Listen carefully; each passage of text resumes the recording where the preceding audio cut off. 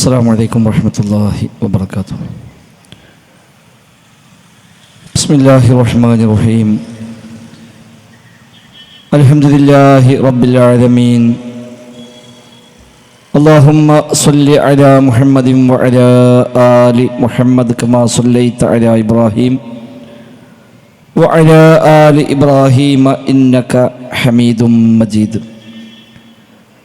اللهم بارك على محمد وعلى آل محمد كما باركت على إبراهيم وعلى آل إبراهيم إنك حميد مجيد. أما بعد فإن خير الكلام كلام الله وخير السنن سنن محمد صلى الله عليه وسلم وشر الأمور محدثاتها وكل محدثة بدعة وكل بدعة ضلالة وكل ضلالة في النار. أعوذ بالله من الشيطان الرجيم. بسم الله الرحمن الرحيم. يا أيها الذين آمنوا اتقوا الله حق تقاته ولا تموتن إلا وأنتم مسلمون. ബഹുമാന്യരായ രക്ഷിതാക്കളെ, നാട്ടുകാരെ, സഹോദരങ്ങളെ, സഹപ്രവർത്തകരെ, റഹ്മാനായ റബ്ബ് സുബ്ഹാനഹു വ തആലയുടെ നിയമ നിർദ്ദേശങ്ങൾ കഴിവിൻ്റെ പരമാവധി ജീവിതത്തിൽ പാലിക്കുവാൻ പരിശ്രമിച്ചുകൊണ്ട് മുത്തഖീങ്ങളായി ജീവിക്കണേ എന്നു പ്രത്യേകമായി എന്നെയും നിങ്ങളെയുമെല്ലാം ഓർമ്മപ്പെടുത്തുകയാണ്. റബ്ബ് സുബ്ഹാനഹു വ തആല നമുക്കെല്ലാം തൗഫീഖ് പ്രദാനം ചെയ്യുമാറാവട്ടെ. ജീവിതത്തിലെ എല്ലാ മേഖലയിലും അല്ലാഹു സുബ്ഹാനഹു വ തആല ഖൈറും ബറക്കത്തുമെല്ലാം നമ്മിൽ ധാരാളമായി വർഷിക്കുമാറാവട്ടെ. റബ്ബിൻ്റെ ദീനിൻ്റെ പ്രബോധന മേഖലയിൽ നാം ഈ ചിലവഴിക്കുന്ന ഊർജവും സമയവും സമ്പത്തുമെല്ലാം സ്വാലിഹായ ഒരു അമലായി റബ്ബ് സുബ്ഹാനഹു വ തആല നമ്മിൽ നിന്ന് കബൂലാക്കുമാറാവട്ടെ. ജീവിതാവസാനം വരെ തൗഹീദിൽ അടിയുറച്ചു നിന്ന് തഖ്വയോടെ ജീവിക്കുവാനും ഇഖ്ലാസോടെ ദീനിനു വേണ്ടി സേവനങ്ങൾ ചെയ്യാനും ഈമാനോടെ മരിക്കാനുമുള്ള മഹാഭാഗ്യം നൽകി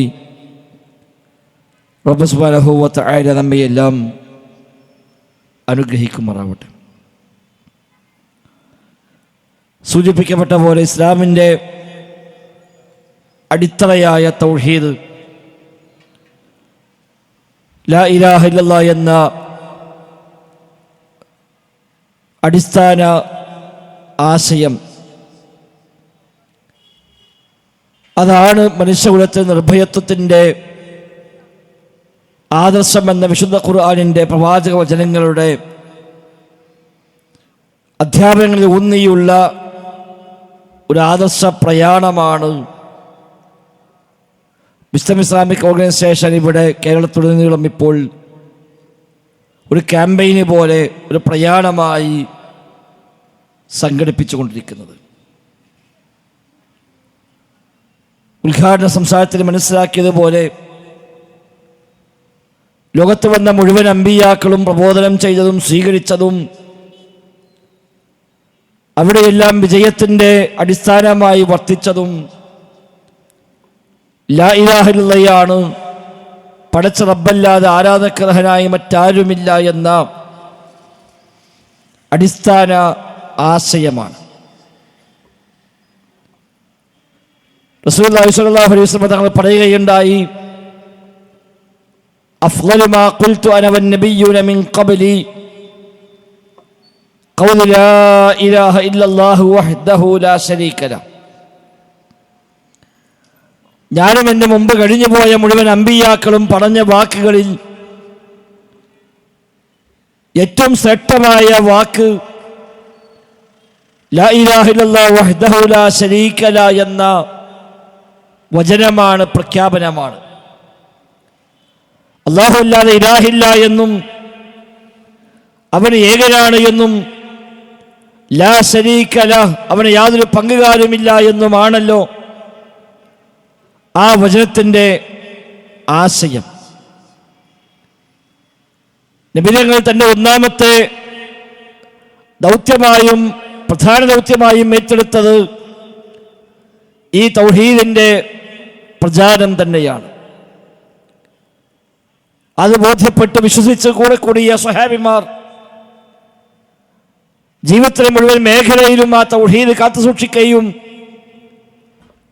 അതിന് വിഘാതം വരുന്ന ഒന്നുപോലും സംഭവിക്കാതിരിക്കാൻ പ്രത്യേകമായി ശ്രദ്ധിക്കുകയും ചെയ്തു. വാക്കുകളിൽ, പ്രവൃത്തികളിൽ, ഇടപാടുകളിൽ, ചിന്തകളിൽ പോലും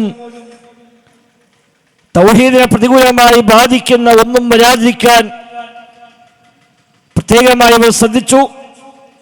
എവിടെയെല്ലാം അതിൽ പോരായ്മകൾ സംഭവിക്കുന്നുവോ അവിടെയെല്ലാം കണിശമായി ഇടപെടുകയും തിരുത്തുകയും അത് ശരിയല്ല എന്ന് അവിടെ ബോധ്യപ്പെടുത്തുകയും ചെയ്യാനുള്ള എല്ലാ തരത്തിലുള്ള ശ്രദ്ധയും സ്വഹാബത്ത് കാത്തുസൂക്ഷിക്കുകയും ചെയ്തു. നൂല് മന്ത്രിച്ച് കെട്ടിയ ഭാര്യയോട് അബ്ദുല്ലാഹി ഇബ്നു മസ്ഊദ് റളിയല്ലാഹു അൻഹു എന്ന സ്വഹാബി അത് പൊട്ടിച്ച് വലിച്ചെറിഞ്ഞുകൊണ്ട് പറഞ്ഞ വാക്ക് കാണാം. അൻതും ആലു അബ്ദില്ലാ ലഅഗ്നിയാഉ അനിശ്ശിർക്ക്. നിങ്ങൾ അബ്ദുള്ളയുടെ കുടുംബമാണ്, ഈ കുടുംബത്തിന് ശിർക്ക് ആവശ്യമില്ല. ഒരു പ്രയാസം വന്നപ്പോൾ ആരോ മന്ത്രിച്ചു കൊടുത്ത നൂല്, ആ നൂല് ശരീരത്തിൽ കെട്ടിയതിനാണ് സ്വഹാബി വര്യൻ അത്ര ഗൗരവമായി പ്രതികരിച്ചത്. എൻ്റെ കുടുംബത്തിന് ശിർക്ക് വേണ്ട, ഇത് ശിർക്കിൻ്റെ നൂലാണ്, ഇത് തൗഹീദിന് വിരുദ്ധമാണ്, ലാ ഇലാഹ ഇല്ലല്ലാഹ്ക്ക് വിരുദ്ധമാണ്, അതുകൊണ്ട് അത്തരം നൂല് ആവശ്യമില്ലെന്ന് പറഞ്ഞ് അത് പൊട്ടിച്ചു വലിച്ചെറിഞ്ഞ കുടുംബനാഥനായ സ്വഹാബിയായ ഇബ്നു മസ്ഊദ് റളിയല്ലാഹു അൻഹു. അല്ലാഹു അല്ലാത്തവരെ സത്യം ചെയ്തപ്പോൾ അത് ശരിയല്ല എന്ന് പഠിപ്പിച്ച കഅബയാണ് സത്യമെന്ന് പറയുമ്പോൾ ഇല്ല, അങ്ങനെ പറഞ്ഞുകൂടാ. ലാ വറബ്ബൽ കഅബ, കഅബയാണ് സത്യമെന്നല്ല, കഅബയുടെ റബ്ബാണ് സത്യമെന്ന് പറയണമെന്ന് തിരുത്തി കൊടുത്ത ആ മാതൃകയാണ് സ്വഹാബത്ത് സ്വീകരിച്ചു പോകുന്നത്. മാഷാ അല്ലാഹു വശിഅത യാ റസൂലല്ലാഹ്, അല്ലാഹുവിന്റെ റസൂലേ താങ്കളും അല്ലാഹും ഉദ്ദേശിച്ചാൽ അതാണ് നടക്കുക എന്ന് പറയുമ്പോൾ അജഅൽതനി ലില്ലാഹി നിദ്ദ, റഹ്മാനായ റബ്ബിന് നീ എന്നെ തുല്യനാക്കുകയാണോ, എന്നെ പങ്കു ചേർക്കുകയാണോ എന്ന് പ്രവാചകൻ തിരിച്ചു ചോദിച്ചത് കണ്ടും കേട്ടും പഠിച്ചു പോകുന്നവരാണ് ആ സ്വഹാബിമാർ. സമാനമായി വിശ്വാസരംഗത്ത് വൈകല്യം വന്നേക്കാവുന്ന ഏതെല്ലാം മേഖലയുണ്ടോ ആ മേഖലകളിൽ മുഴുവനും കൃത്യമായി ഇടപെടുകയും ലാ ഇലാഹ ഇല്ലല്ലാഹയുടെ തൗഹീദിൻ്റെ കാവൽക്കാരായി ആ സ്വഹാബത്ത് നിലകൊള്ളുകയും ചെയ്തു. വിശ്വാസരംഗത്ത് എവിടെയെല്ലാം വ്യതിയാനങ്ങൾ കടന്നു വരുന്നുവോ, എവിടെയെല്ലാം അബദ്ധങ്ങൾ സംഭവിക്കുന്നുവോ അവിടെയെല്ലാം കണിശമായി ഇടപെടുകയും അതിനെതിരെ പ്രതിരോധിക്കുകയും ചെയ്തതായി സ്വഹാബത്തെ ജീവിതത്തിൽ നമുക്ക് കാണാൻ കഴിയും. സ്വഹാബിമാർ ജീവിച്ചിരിപ്പുള്ള കാലഘട്ടത്തിലാണ് വിശ്വാസരംഗത്ത് വ്യതിയാനവുമായി കടന്നു വന്ന ഖദരിയാക്കൾ എന്ന സംഘം ഉടലെടുത്തത്. അള്ളാഹുവിൻ്റെ ഖദാ ഖദർ നിഷേധിക്കുന്നവർ, അതിന് വിട്ടവർ, അങ്ങനെ ഖദറൊന്നുമില്ല, അള്ളാഹുത്തിലൊന്നും തീരുമാനിക്കുന്ന ഒന്നുമില്ല എന്ന വിശ്വാസവുമായി ചില ആളുകൾ രംഗത്ത് വന്നപ്പോൾ അബ്ദുല്ലാഹി ഇബ്നു ഉമറിനെ പോലെയുള്ള സ്വഹാബിമാർ പരസ്യമായി പ്രഖ്യാപിച്ചു, ഖദർ നിഷേധിക്കുന്ന ആളുകൾ അറിഞ്ഞുകൊള്ളുക, ഇബ്നു ഉമറിന് അവരുമായി ബന്ധമില്ല, അവർക്ക് ഇബ്നു ഉമറുമായും ബന്ധമില്ല. നിങ്ങളൊരാൾ ഉഹുദ് മലയോളം സ്വർണം ചെലവഴിച്ചാലും ശരി, ഖദർ വിശ്വസിക്കാത്ത കാലത്തോളം അത് സ്വീകരിക്കപ്പെടുകയില്ല എന്ന് പോലും പ്രഖ്യാപിച്ചുകൊണ്ട് വിശ്വാസത്തിൻ്റെ ആണിക്കല്ലായ ഖദർ വിശ്വാസം റഹ്മാനായ റബ്ബിൻ്റെ ഖദർ പ്രകാരമാണ്, തീരുമാനപ്രകാരമാണ് എല്ലാം സംഭവിക്കുന്നത് എന്ന ആ വിശ്വാസത്തിൽ ചെറിയ ചെറിയ പോരായ്മകൾ ഉടലെടുക്കുന്ന ആ ഒരു ശ്രമം ഉണ്ടായപ്പോഴേക്ക് അതിശക്തമായ ഭാഷയിലാണ് സ്വഹാബത്തെ നേരിട്ടത്. ആ നിലക്ക് അവർ തൗഹീദിനെ കാവൽക്കാരായി നിലകൊള്ളുകയും ആ തൗഹീദ് അടുത്ത തലമുറക്ക് താബിഴികൾക്ക് അവർ കൈമാറി കൊടുക്കുകയും ചെയ്തു. ഒരൊറ്റ സ്വഹാബിയും ഒരൊറ്റ താബിഴിയും ജീവിതത്തിൻ്റെ ഏതെങ്കിലും ഒരു ഘട്ടത്തിൽ റബ്ബല്ലാത്തവരിലേക്ക് അവർ തങ്ങളുടെ പ്രാർത്ഥനകളുമായി കടന്നുപോയിട്ടില്ല. ജീവിതത്തിലെ പ്രശ്നങ്ങളിൽ, പ്രയാസങ്ങളിൽ, പ്രതിസന്ധികളിൽ ഒരു രക്ഷക്കായി, അവലംബത്തിനായി റബ്ബല്ലാത്ത ഒരാളിലേക്ക് എത്ര വലിയ സൃഷ്ടിയാണെങ്കിലും എത്ര വലിയ മഹാനാണെങ്കിലും ഒരു മഹാനിലേക്ക് അവർ തങ്ങളുടെ പ്രാർത്ഥനാ കരങ്ങൾ ഉയർത്തിയിട്ടില്ല, സഹായാർത്ഥങ്ങൾ നിർവഹിച്ചിട്ടില്ല. നേരെ മറിച്ച് ഹസ്ബി അല്ലാഹു വനിഅമൽ വകീൽ, എനിക്കല്ല മതി, എല്ലാം ഏൽപ്പിക്കാൻ ഏറ്റവും മതിയായ അല്ലാഹുവാണ് എന്ന് പ്രഖ്യാപിക്കുകയാണ് അവരെല്ലാം നിർവഹിച്ചത്. ഒരുപാട് പ്രശ്നങ്ങൾ, പ്രയാസങ്ങൾ ജീവിതത്തിലേക്ക് അനുഭവിക്കേണ്ടി വന്നു. വ്യത്യസ്തമായ പരീക്ഷകളുണ്ടായി, രോഗം കൊണ്ട് പരീക്ഷിക്കപ്പെട്ടു, കടബാധ്യതയുണ്ടായി, വ്യത്യസ്തങ്ങളായ ബുദ്ധിമുട്ടുകൾ, കഷ്ടപ്പാടുകൾ ജീവിതത്തിൽ അനുഭവിച്ചു. അവിടെയൊന്നും പടച്ച റബ്ബല്ലാത്തവരിലേക്ക്, ഒരു പടപ്പിലേക്ക്, ഒരു വലിയിലേക്ക്, ഒരു മഹാനിലേക്ക്, ഒരു ഖബറിങ്ങിലേക്ക് അവരാരും തങ്ങളുടെ ആശയുമായി കടന്നു ചെന്നിട്ടില്ല. നേരെ മറിച്ച് എനിക്കെൻ്റെ റബ്ബ് മതി എന്ന് പ്രഖ്യാപിക്കുക മാത്രമല്ല, അത്തരം ചില ശ്രമങ്ങൾ എവിടെയെങ്കിലും ഉടലെടുത്താൽ അതിനെതിരെ ശക്തമായി ഇടപെടാൻ കൂടി സ്വഹാബത്തും താബിഈങ്ങളും സജ്ജമായി ഉണ്ടായിട്ടുണ്ട്. അലി ഇബ്നു അബീ ത്വാലിബ് റളിയല്ലാഹു അൻഹു 4ാം ഖലീഫയാണല്ലോ. അദ്ദേഹത്തിൻ്റെ കാലഘട്ടത്തിൽ വ്യത്യസ്തമായ പ്രദേശങ്ങളിലേക്ക് ഇസ്ലാമിൻ്റെ വ്യാപനമുണ്ടായി. അവിടെയെല്ലാം ധാരാളം ആളുകൾ ഇസ്ലാമിലേക്ക് വരികയും ഇസ്ലാമിക സാമ്രാജ്യത്വത്തിൻ്റെ വിസ്തൃതി വ്യാപകമാവുകയും ഇറാഖും ഇറാനും അടക്കമുള്ള വ്യത്യസ്തങ്ങളായ പ്രദേശങ്ങൾ, ആഫ്രിക്കൻ രാജ്യങ്ങളടക്കം ഇസ്ലാമികമായ ലോകത്തേക്ക് കടന്നു വരികയും ചെയ്തപ്പോൾ ഖലീഫയായ അലി ഇബ്നു അബീ ത്വാലിബ് റളിയല്ലാഹു അൻഹു അബുൽ ഹയ്യാജുൽ അസദിയെ പറഞ്ഞയച്ചുകൊണ്ട് ഒരു ദൗത്യമേൽപ്പിച്ചു. ആ ദൗത്യത്തിൽ 2 കാര്യമാണ്. അതിലൊന്ന് വലാ ഖബറൻ മുസ്ലിഫ ഇല്ലാ സവ്വൈത, ഏതെല്ലാം പ്രദേശങ്ങളിൽ ഉയർന്നു നിൽക്കുന്ന ഖബറുകളുണ്ടോ അതെല്ലാം തട്ടി നിരപ്പാക്കണമെന്ന് പറഞ്ഞ് 4ാം ഖലീഫ പറഞ്ഞയക്കുന്നു അബുൽ ഹയ്യാജുൽ അസദിയെ. കാരണം ഇസ്ലാമിൽ ഉയർത്തപ്പെട്ട ഖബറുകൾ ഇല്ലെങ്കിലും അഹ്ലു കിതാബ്, യഹൂദികൾ, നസ്വാറാക്കൾ അവരൊക്കെ ഖബറുകളെ ആരാധിക്കുന്ന ആളുകളായിരുന്നു. പേർഷ്യയിലെ മജൂസികൾ അഗ്നിയെ, തീയിനെ ആരാധിക്കുന്ന ആളുകളായിരുന്നു. പലരും പലതിനെയും ആരാധിക്കുന്ന ആളുകളായിരുന്നു. ആ പ്രദേശങ്ങളൊക്കെ പിന്നീട് ഇസ്ലാം സ്വീകരിച്ചു വന്ന് നാടൊന്നാകെ ഇസ്ലാമിക രാജ്യമായി മാറുമ്പോഴാണ് ഖലീഫയുടെ ഈ പ്രഖ്യാപനം. അവിടെ എവിടെയെങ്കിലും ഉയർന്നു നിൽക്കുന്ന വല്ല ഖബറുമുണ്ടെങ്കിൽ അതെല്ലാം തട്ടി നിരപ്പാക്കി കളയണമെന്ന ദൗത്യമേൽപ്പിച്ചുകൊണ്ടാണ് അദ്ദേഹം അബുൽ ഹയ്യാജിനെ പറഞ്ഞയച്ചത്.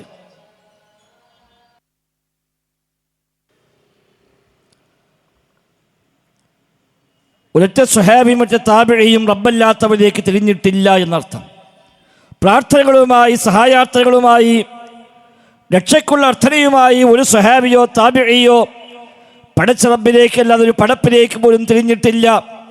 ഒരു അവലംബം അവർക്ക് അല്ലാഹു അല്ലാതെ ആയി മാറിയിട്ടില്ല.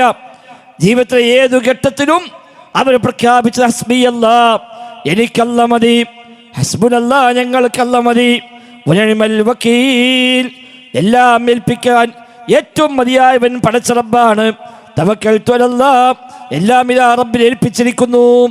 ഇതാണ് സ്വഹാബത്തിന്റെ ജീവിതം, ഇതാണ് താബിഈങ്ങളുടെ ജീവിതം. അതുകൊണ്ട് തന്നെ അന്ന് ഉയർത്തപ്പെട്ട ഖബറുണ്ടായില്ല. അന്ന് അവർക്ക് സത്യം ചെയ്യാനുള്ള ഇടങ്ങൾ വരെ ഉണ്ടായില്ല.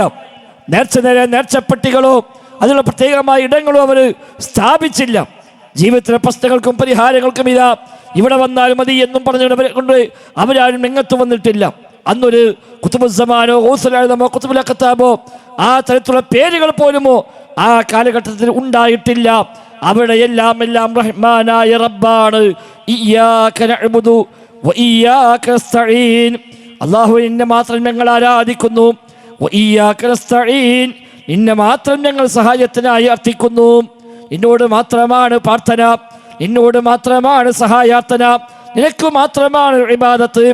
ഇന്ന സ്വലാത്തി വനുസുക്കി വമഹ്യായ വമമാതി ലില്ലാഹി റബ്ബിൽ ആലമീൻ.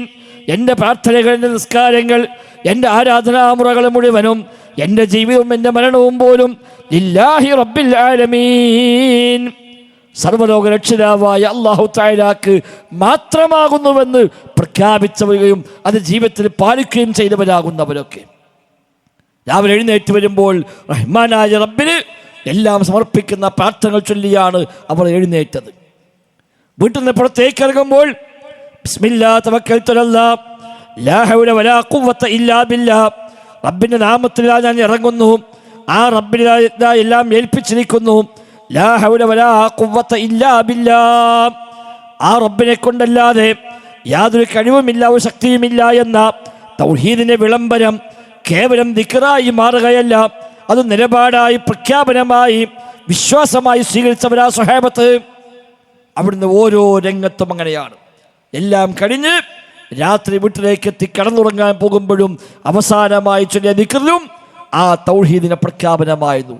അല്ലാഹുമ്മ ഇന്നി അസ്ലംതു നഫ്സി ഇലൈക വവജ്ജഹ്തു വജ്ഹി ഇലൈക വഫവ്വൽതു അംരി ഇലൈക. അല്ലാഹുവേ, എൻ്റെ ശരീരമിതാ ഞാൻ നിന്നിലേക്ക് ഏൽപ്പിച്ചിരിക്കുന്നു, എൻ്റെ മുഖമിതാ ഞാൻ നിന്നിലേക്ക് തിരിച്ചിരിക്കുന്നു. വഫവ്വൽതു അംരി ഇലൈക, എൻ്റെ കാര്യങ്ങൾ മുഴുവനും ഞാൻ നിന്നെ ഏൽപ്പിച്ചു റബ്ബേ, എല്ലാ കാര്യങ്ങളും നിന്നെ ഏൽപ്പിച്ചു.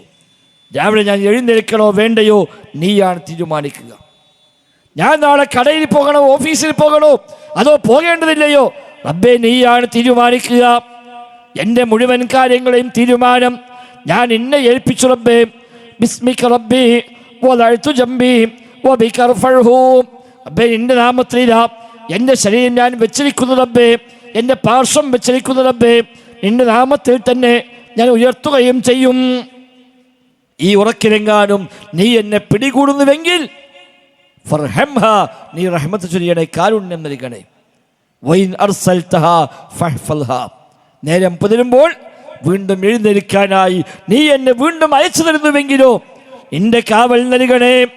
ഇങ്ങനെ ജീവിതത്തിൻ്റെ ഓരോ ഘട്ടത്തിലും റഹ്മാനായ റബ്ബിലേക്കെല്ലാം സമർപ്പിച്ച് ആ റബ്ബുമായി മനസ്സ് ബന്ധപ്പെട്ട് തൻ്റെ ആശ്രയം മുഴുവനും തൻ്റെ അവലംബം മുഴുവനും പടച്ച റബ്ബാണ് എന്ന് നാവ് കൊണ്ട് പറയുക മാത്രമല്ല, അത് ജീവിതം കൊണ്ട് കൃത്യമായി പാലിക്കാൻ ശ്രമിച്ച ഒന്നാമത്തെ തലമുറ, രണ്ടാമത്തെ തലമുറ ഖൈറുൽ ഖുറൂനി ഖർനി സുമ്മല്ലദീന യലൂനഹും സുമ്മല്ലദീന യലൂനഹും എന്ന നിബിധങ്ങൾ പറഞ്ഞ തലമുറകൾ. ഏറ്റവും ഉത്തമമായ തലമുറ എൻ്റെ തലമുറയാണ്, ശേഷം അടുത്ത തലമുറയാണ്, ശേഷം അടുത്ത തലമുറയാണ് എന്ന് മൂന്ന് തലമുറകളെ അല്ലാഹുവിൻ്റെ റസൂൽ സ്വല്ലല്ലാഹു അലൈഹി വസല്ലം പ്രത്യേകമായി സാക്ഷ്യപ്പെടുത്തി പറഞ്ഞു. പക്ഷെ നബി തങ്ങൾ പറഞ്ഞു അതിനുശേഷം ചില വ്യതിയാനങ്ങളൊക്കെ വരാനുണ്ട്. ഒരിക്കൽ നിലാവുള്ള രാത്രിയിൽ ധാരാളം നക്ഷത്രങ്ങൾ നിറഞ്ഞു നിൽക്കുന്ന ആകാശത്തേക്ക് നോക്കി നബി തങ്ങൾ പറഞ്ഞ ഒരു വചനമുണ്ട്, ഹദീസുണ്ട്. അന്നുജൂമു അമനത്തുൽ ലിസ്സമാ, ആകാശം മുഴുവനും നക്ഷത്രം കൊണ്ട് നിബിഡമായി നിൽക്കുന്ന രാത്രിയിൽ നബിയും സഹാബത്തും ഒന്നിച്ചിരിക്കുമ്പോൾ നബി തങ്ങൾ ആകാശങ്ങൾ നോക്കിയിട്ട് പറഞ്ഞു അന്നുജൂമു അമനത്തുൽ ലിസ്സമാ, ഈ നക്ഷത്രങ്ങൾ ആകാശത്തിന് ഒരു സുരക്ഷയാണ്. നക്ഷത്രങ്ങൾ ഉതിർന്നു വീണാൽ, നക്ഷത്രങ്ങൾ നാശമായാൽ അതോടുകൂടി ആകാശത്തിന് എന്ത് നാശമായി? നക്ഷത്രം തകർന്നു വീണാൽ അതോടെ ആകാശം തകർന്നു. വിശുദ്ധ ഖുർആൻ പറഞ്ഞ വാക്കാണല്ലോ ഫൈദൻ നുജൂമുൻ കദറത് തുടങ്ങിയ പ്രയോഗങ്ങൾ. നക്ഷത്രങ്ങൾ തകരും, മുതിർന്നു വീഴുമെന്നൊക്കെ വിശുദ്ധ ഖുർആൻ പഠിപ്പിക്കുന്നു. എന്നിട്ട് നബി തങ്ങൾ പറഞ്ഞൊരു വാക്കുണ്ട്, വഅന അമനത്തുൽ അസ്ഹാബി, ഞാൻ എൻ്റെ സ്വഹാബത്തിന് ഒരു സുരക്ഷയാണ്. ഞാൻ പോയി കഴിഞ്ഞാൽ, ഞാൻ വഫാത്തായി കഴിഞ്ഞാൽ എൻ്റെ സ്വഹാബത്തിന് ചില ഫിത്നകളൊക്കെ വരാനുണ്ട്, ചില പരീക്ഷകൾ വരാനുണ്ട്. മാത്രവുമല്ല വഅസ്ഹാബി അമനത്തുൽ ലിഉമ്മതി, എൻ്റെ സ്വഹാബിമാർ എൻ്റെ ഉമ്മത്തിന് സുരക്ഷയാണ്. എൻ്റെ സ്വഹാബത്തിൻ്റെ കാലം കഴിഞ്ഞാൽ അതാ ഉമ്മതി മാ യുഅദൂൻ, എൻ്റെ ഉമ്മത്തിന് വാഗ്ദാനം ചെയ്യപ്പെട്ട ചില കാര്യങ്ങളൊക്കെ വന്നു ഭവിക്കാനുണ്ട് എന്ന് റസൂലുള്ളാഹി സ്വല്ലല്ലാഹു അലൈഹി വസല്ലമ. അത് സംഭവിച്ചു. നബി തങ്ങളുടെ വഫാത്തോടുകൂടി ചില ഫിത്നകൾ വന്നു. സ്വഹാബത്ത് അത് തടുത്തു നിർത്തി, സുരക്ഷയായി നിന്നു. നബി തങ്ങൾ വഫാത്തായതിനു ശേഷമാണ് ഷിയാക്കൾ രംഗത്ത് വന്നത്, ഖവാരിജികൾ രംഗത്ത് വന്നത്, ഖദരിയത്തുണ്ടായത്. അതൊക്കെ ഉണ്ടായി വന്നപ്പോൾ അവിടെ പ്രൊട്ടക്ഷനായി, കാവൽക്കാരായി സ്വഹാബിമാർ നിലകൊണ്ടു. സ്വഹാബത്തിന്റെ കാലം കഴിഞ്ഞപ്പോൾ ഫിത്നയും ഫസാദും ഒന്നുകൂടെ വർദ്ധിച്ചു. ഷിയായിസം വ്യാപകമായി, ഖവാരിജത്ത് വ്യാപകമായി, മുഅ്തസിലി ചിന്താഗതിയുണ്ടായി. പിന്നീട് അതിനുശേഷമുള്ള തലമുറകളിൽ ധാരാളം ഭിന്നിപ്പുകൾ മുസ്ലിം ഉമ്മത്തിൽ വന്നു. ഖദരിയാക്കളും ജഹ്മിയാക്കളും ജബരിയാക്കളും ജൈദിയാക്കളും തസവുഫും ത്വരീഖത്തും തുടങ്ങി വ്യത്യസ്തങ്ങളായ പേരുകളിൽ വ്യത്യസ്തങ്ങളായ ആദർശങ്ങളും ആശയങ്ങളും ഈ ഉമ്മത്തിലേക്ക്, മുസ്ലിം ഉമ്മത്തിലേക്ക് തിരികെ കയറ്റാൻ വ്യത്യസ്തമായ പരിശ്രമങ്ങൾ നടന്നു. നബി തങ്ങൾ പറഞ്ഞത് തന്നെ സംഭവിച്ചു. എൻ്റെ സുഹാബിൻ്റെ കാലം കഴിഞ്ഞാൽ, എൻ്റെ സുഹാബത്തിൻ്റെ കാലം കഴിഞ്ഞാൽ അതാ ഉമ്മതി മാ യുഅദൂൻ, എൻ്റെ ഉമ്മത്തിന് താക്കീത് ചെയ്യപ്പെട്ട, വാഗ്ദാനം ചെയ്യപ്പെട്ട ചില ഫിത്നകൾ, ഫസാദുകൾ വരാനുണ്ട് എന്ന നബി തങ്ങളുടെ പ്രവചനം, നബി തങ്ങളുടെ അധ്യാപനം അതേപടി സാക്ഷാത്കൃതമായി പിന്നീട് നമ്മൾ കണ്ടത്. തൗഹീദ് തച്ചു തകർക്കാൻ ആളുണ്ടായി, സുന്നത്തുകൾ കൈയൊഴിയാൻ ആളുണ്ടായി, ബിദ്അത്തുകൾ, ശിർക്കുകൾ, ഖുറാഫാത്തുകൾ ഈ ഉമ്മത്തിലേക്ക് വന്നു. എല്ലാ നിർഭയത്വം നഷ്ടപ്പെട്ടു. പടച്ച റബ്ബിൽ നിന്ന് ആളുകൾ അകറ്റുവാനും പടപ്പുകളിലേക്ക് അവരെ അടുപ്പിക്കുവാനുമുള്ള ബോധപൂർവമായ പരിശ്രമങ്ങൾ ലോകത്തുണ്ടായി. അത് ഏറ്റവും വലിയ പങ്കുവഹിച്ച രണ്ടു ടീം, ഒന്ന് ഷിയാക്കൾ, മറ്റൊന്ന് സൂഫികൾ, ത്വരീഖത്തുകാർ. അതുമായി ബന്ധപ്പെട്ട ചില കാര്യങ്ങളാണ് ഇൻഷാ അല്ലാഹ് സംസാരിക്കാൻ ഉദ്ദേശിക്കപ്പെട്ടിരിക്കുന്നത്. നമ്മൾ ഇശാ ജമാഅത്തിന് വേണ്ടി തൽക്കാലം നിർത്തിവെക്കുന്നു. 8:14 പള്ളി ജമാഅത്ത് നിസ്കാരം കഴിഞ്ഞ് എത്രയും വേഗം തിരിച്ചെത്തിയാൽ ഇതിനെ പൂർത്തീകരണമെന്നോണം കുറച്ച് കാര്യം കൂടി പറയാനുണ്ട്. നിസ്കാരം കഴിഞ്ഞ് അധികം വൈകാതെ വേഗം തിരിച്ചെത്തുകയും നമുക്കത് പൂർത്തീകരിക്കുകയും ചെയ്യാം. റബ്ബ് സുബ്ഹാനഹു വ തആല തൗഫീഖ് പ്രദാനം ചെയ്യുമാറാവട്ടെ. അസ്സലാമു അലൈക്കും വറഹ്മത്തുള്ളാഹി വബറകാതുഹു. അസ്സലാമു അലൈക്കും വറഹ്മത്തുള്ളാഹി വബറകാതുഹു. ബിസ്മില്ലാഹിൽ അൽഹംദുലില്ലാഹ്. اللهم صل على محمد وعلى آل محمد كما صليت على إبراهيم وعلى آل إبراهيم إنك حميد مجيد. സൂചിപ്പിച്ചു വന്നത് അല്ലാഹുവിൻ്റെ റസൂലിൻ്റെ ആ ഒരു അധ്യാപനം അതേപടി യാഥാർത്ഥ്യമായി പുലർന്നു അധികം വൈകാതെ. അതിൽ മുസ്ലിം ഉമ്മത്തിന് ഏറ്റവും അധികം പരിക്കുണ്ടാക്കിയ രണ്ട് വിഭാഗങ്ങളാണ് ഷിയാക്കളും അതേപോലെ സൂഫികളും. ഒരു വേള ഷിയാക്കളെക്കാൾ ഏറെ വലിയ പരിക്കുകൾ മുസ്ലിം ഉമ്മത്തിൽ സംഭാവന ചെയ്തവർ സൂഫികളാണ്, ത്വരീഖത്തുകാരാണ് എന്ന് പറയുന്നതാകും ശരി. അഹ്ലുസുന്നയുടെ പണ്ഡിതന്മാരെന്ന് വിശേഷിപ്പിക്കപ്പെടുന്ന പണ്ഡിതന്മാരിൽ പോലും പലർക്കും അതിൻ്റെ സ്വാധീനമുണ്ടാവുകയും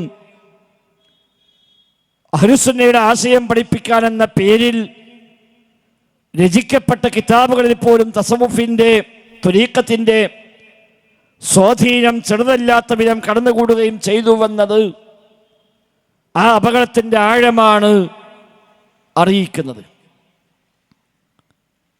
ഷിയാക്കൾ എന്താണോ മുസ്ലിം ഉമ്മത്തിൽ ചെയ്യാൻ ആഗ്രഹിച്ചത് അതേ കാര്യം തന്നെയാണ് തസവുഫിലൂടെ അവരിവിടെ നേടിയെടുത്തത്. 4 ഖലീഫമാരുടെ കാലഘട്ടത്തിൽ ഇസ്ലാമിക സാമ്രാജ്യം വികസിക്കുകയും ധാരാളം പ്രദേശങ്ങൾ ഇസ്ലാമിലേക്ക് കടന്നു വരികയും തൗഹീദ് അധിഷ്ഠിതമായ ശിർക്കില്ലാത്ത, ഖുറാഫാത്തില്ലാത്ത, ദർഗകളില്ലാത്ത, ജാറങ്ങളില്ലാത്ത ഇസ്ലാമിക സാമ്രാജ്യം എന്നത് 4 ഖലീഫമാരുടെ കാലഘട്ടത്തിൽ, അല്ലെങ്കിൽ 5ാം ഖലീഫയായി എണ്ണുന്ന ഹസൻ ഇബ്നു അലിയുടെ കാലഘട്ടത്തിൽ വരെ അത് നിലനിന്നതായി കാണാൻ കഴിയും. അതിനുശേഷമാണ് ഉമവി ഖിലാഫത്ത് അല്ലെങ്കിൽ അമവി ഖിലാഫത്ത് ഉണ്ടായത്. അതിനും ശേഷമാണ് അബ്ബാസി ഖിലാഫത്ത് ഉണ്ടായത്.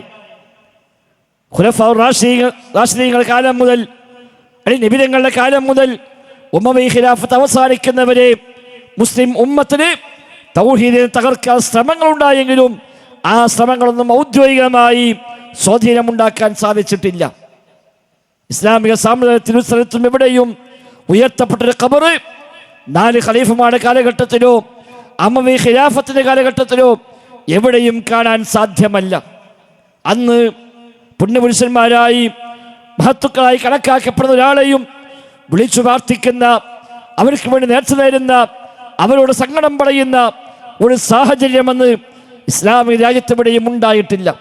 എന്നാൽ അതിൻ്റെ പരിസര പ്രദേശങ്ങളിൽ യഹൂദികൾ ഖബർ കെട്ടുയർത്തി ആ ഖബറാളിയോട് പ്രാർത്ഥിക്കുന്ന, അവിടെ നേർച്ച നേരുന്ന, അവിടെ സത്യം ചെയ്യുന്ന, അവിടെ പള്ളിയുണ്ടാക്കുന്ന ഒരു സംസ്കാരം എന്നുണ്ട്.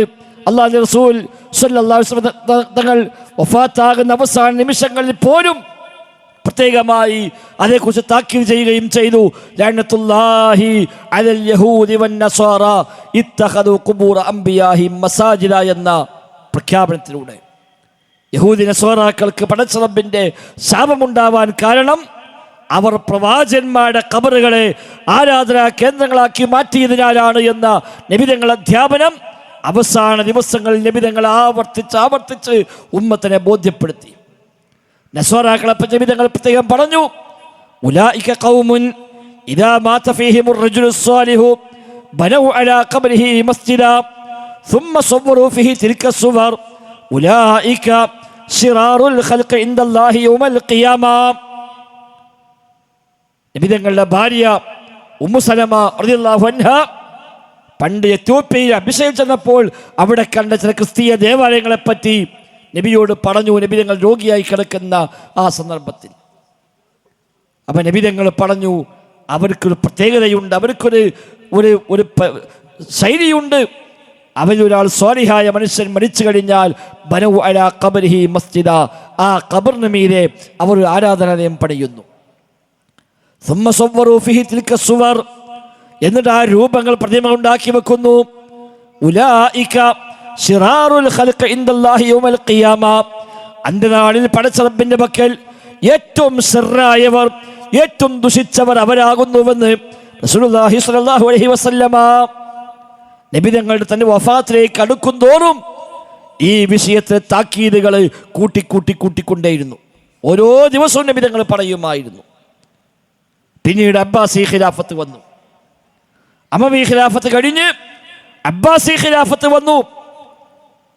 ഒരു മേഖലയിൽ ഇസ്ലാമിന് ധാരാളമായ വികസനങ്ങൾ ഉണ്ടായ, ധാരാളം മാതൃകകൾ ഉണ്ടായ കാലഘട്ടമാണ് അബ്ബാസി ഖിലാഫത്തെങ്കിലും അബ്ബാസി ഖിലാഫത്തിലെ ചില ഖലീഫമാർ, ചില ഭരണാധികാരികൾ ഇസ്ലാമികമായ അറിവുകളുടെ ചില പോരായ്മകൾ മൂലമോ ചില സ്വാർത്ഥമായ താല്പര്യങ്ങൾ മൂലമോ ചില ദോഷങ്ങൾ, ചില ദൗർബല്യങ്ങൾ സംഭവിക്കുകയും ആ ദൗർബല്യങ്ങൾ ദുരുപയോഗം ചെയ്തുകൊണ്ട് ഷിയാക്കൾ ഇസ്ലാമിക സാമ്രാജ്യത്തിനിടയിൽ തന്നെ ഒരു ചെറിയ ഒരു സ്വസ്ഥമായ രാഷ്ട്രം കെട്ടിപ്പടുക്കുകയും അവിടെ ഇസ്ലാമിന് അന്യമായ തൗഹീദ് വിരുദ്ധമായ ആശയങ്ങളെ നട്ടുപിടിപ്പിക്കാൻ ശ്രമം ആരംഭിക്കുകയും ചെയ്തു. അതാണ് തശയ്യുഇന്റെ ഔദ്യോഗികമായ രംഗപ്രവേശനം.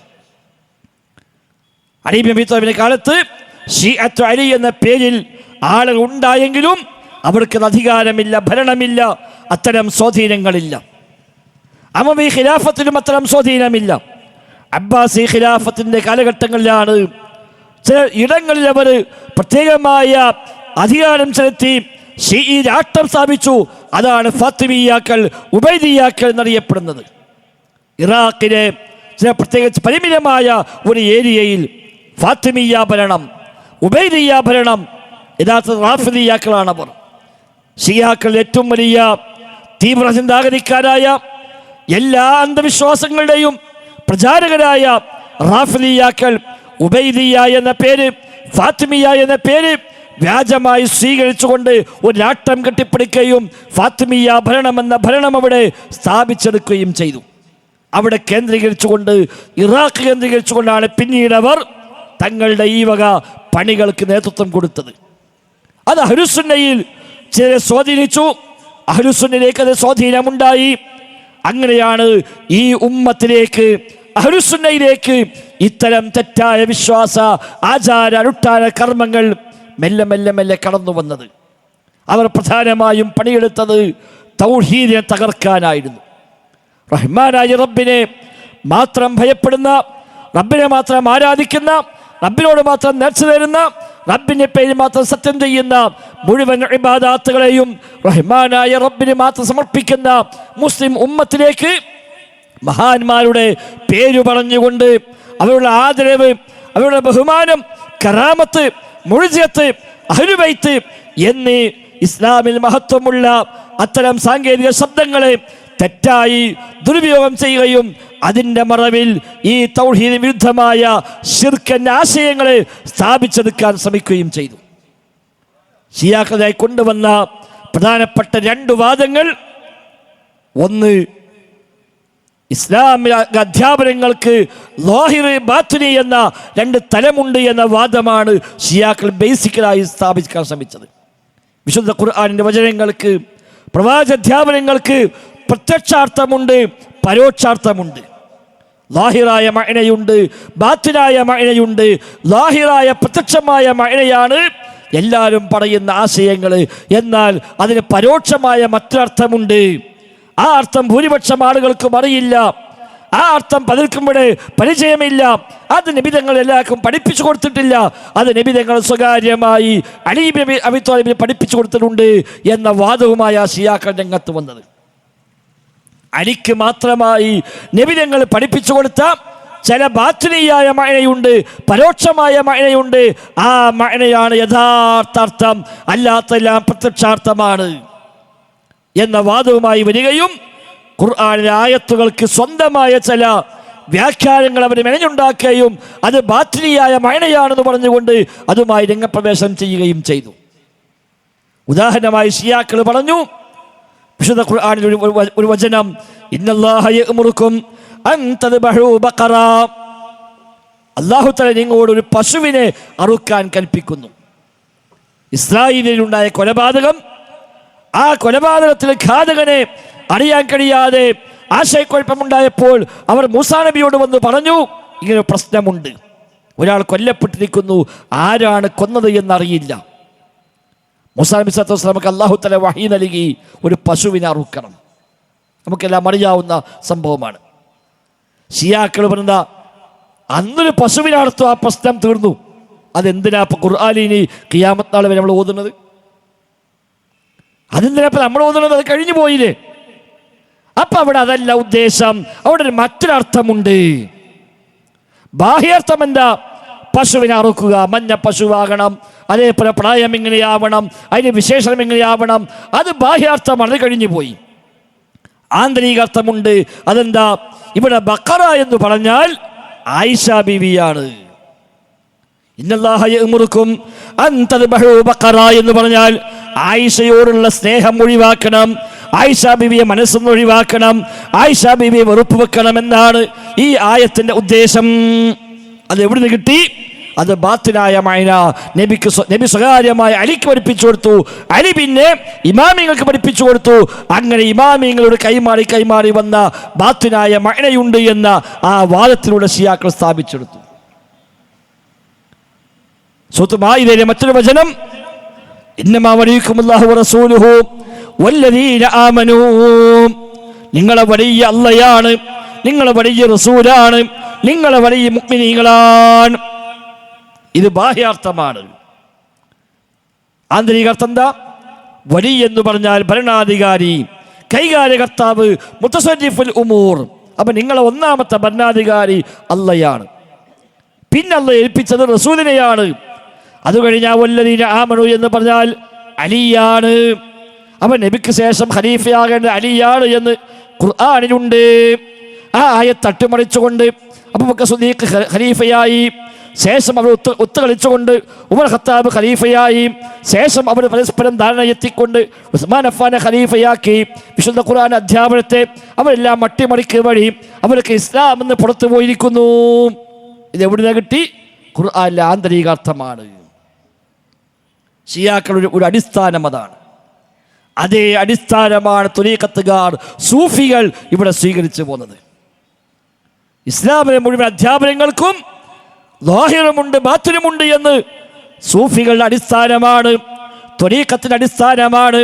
എല്ലാ ആയത്തുകൾക്കും എല്ലാ ഹദീസുകൾക്കും ഒരു ബാഹ്യാർത്ഥവുമുണ്ട്, ഒരു ആന്തരികാർത്ഥവുമുണ്ട് എന്ന് സൂഫികളും പറയുന്നു. ഏത് ത്വരീഖത്തും, ഖാദിരിയ ത്വരീഖത്താവട്ടെ, റിഫാഇയ്യ ത്വരീഖത്താവട്ടെ, നഖ്ശബന്ദിയ ത്വരീഖത്താവട്ടെ, ശംസിയ, നൂരിയ, സുഹ്റവർദിയ, ഐദ്രൂസിയ തുടങ്ങി ഏതേത് ത്വരീഖത്തെടുത്താലും ശരി, ആ മുഴുവൻ ത്വരീഖത്തിൻ്റെയും അടിസ്ഥാന വിശ്വാസമാണ് വിശുദ്ധ ഖുർആനിനും പ്രവാചകാധ്യാപനർക്കും ബാഹ്യാർത്ഥമുണ്ട്, ആന്തരികാർത്ഥമുണ്ട്. ബാഹ്യാർത്ഥം പരിഭാഷയിൽ കാണും, തഫ്സീറിൽ കാണും, കിതാബിൽ കാണും, അത് ബാഹ്യാർത്ഥമാണ്. ആന്തരികാർത്ഥം വേറെയാണ്. അത് ഈ കിതാബിലൊന്നും കാണൂല. അത് ഇജാസത്ത് പ്രകാരം കിട്ടണം എന്നാണ്. അത് ക്ലാസ്സിൽ പഠിച്ചാൽ പഠിക്കുന്ന കാര്യമല്ല. അത് ഉസ്താദ് ശിഷ്യന് കൈമാറിക്കൊടുത്ത് പഠിപ്പിച്ചു പോകുന്ന കാര്യമല്ല, അത് വായിച്ചാൽ കിട്ടുന്ന കാര്യമല്ല. അത് ഇജാസത്ത് പ്രകാരം ശൈഖന്മാർ കൈമാറി കൊടുക്കണം. അത് അർഹതയുള്ള ശൈഖുമാര് വേണം. അതാണ് മുറബിയായ ശൈഖ്. ഷിയാക്ക രണ്ടാമത്തെ അടിസ്ഥാനം ഇമാമിയ വാദമാണെങ്കിൽ സൂഫി രണ്ടാമത്തെ ആശയം ഈ ശൈഖ് വാദമാണ്. ഷിയാക്കൾക്ക് ഇമാമുമാര് വേണമെന്ന നബിതങ്ങൾക്ക് ശേഷം 12 ഇമാമുമാര് വരുമെന്ന് നബിതങ്ങൾ പറഞ്ഞിരിക്കുന്നുവെന്ന് വ്യാജമായി പറഞ്ഞു. ഒന്നാമത്തെ ഇമാമാണ് അലി ഇബ്നു അബി ത്വാലിബ്, രണ്ടാമത്തെ ഇമാമാണ് Hassan bin Ali, Hussain bin Ali, അത് കഴിഞ്ഞാൽ പിന്നെ സൈനുൽ ആബിദീൻ, മൂസൽ കാളിം, ജഅഫർ സ്വാദിഖ് അടക്കമുള്ള 12 ഇമാമിയങ്ങൾ. അവർ മഅ്സൂമികളാണ്, പാപസുരക്ഷിതരാണ്, തെറ്റുപറ്റാത്തവരാണ്. അവർക്ക് പടച്ച റബ്ബിൽ നിന്ന് നേർക്കുനേരെ ഇൽഹാം കിട്ടിക്കൊണ്ടിരിക്കുന്നു, അല്ലാഹു വിവരം കൊടുത്തുകൊണ്ടിരിക്കുന്നു.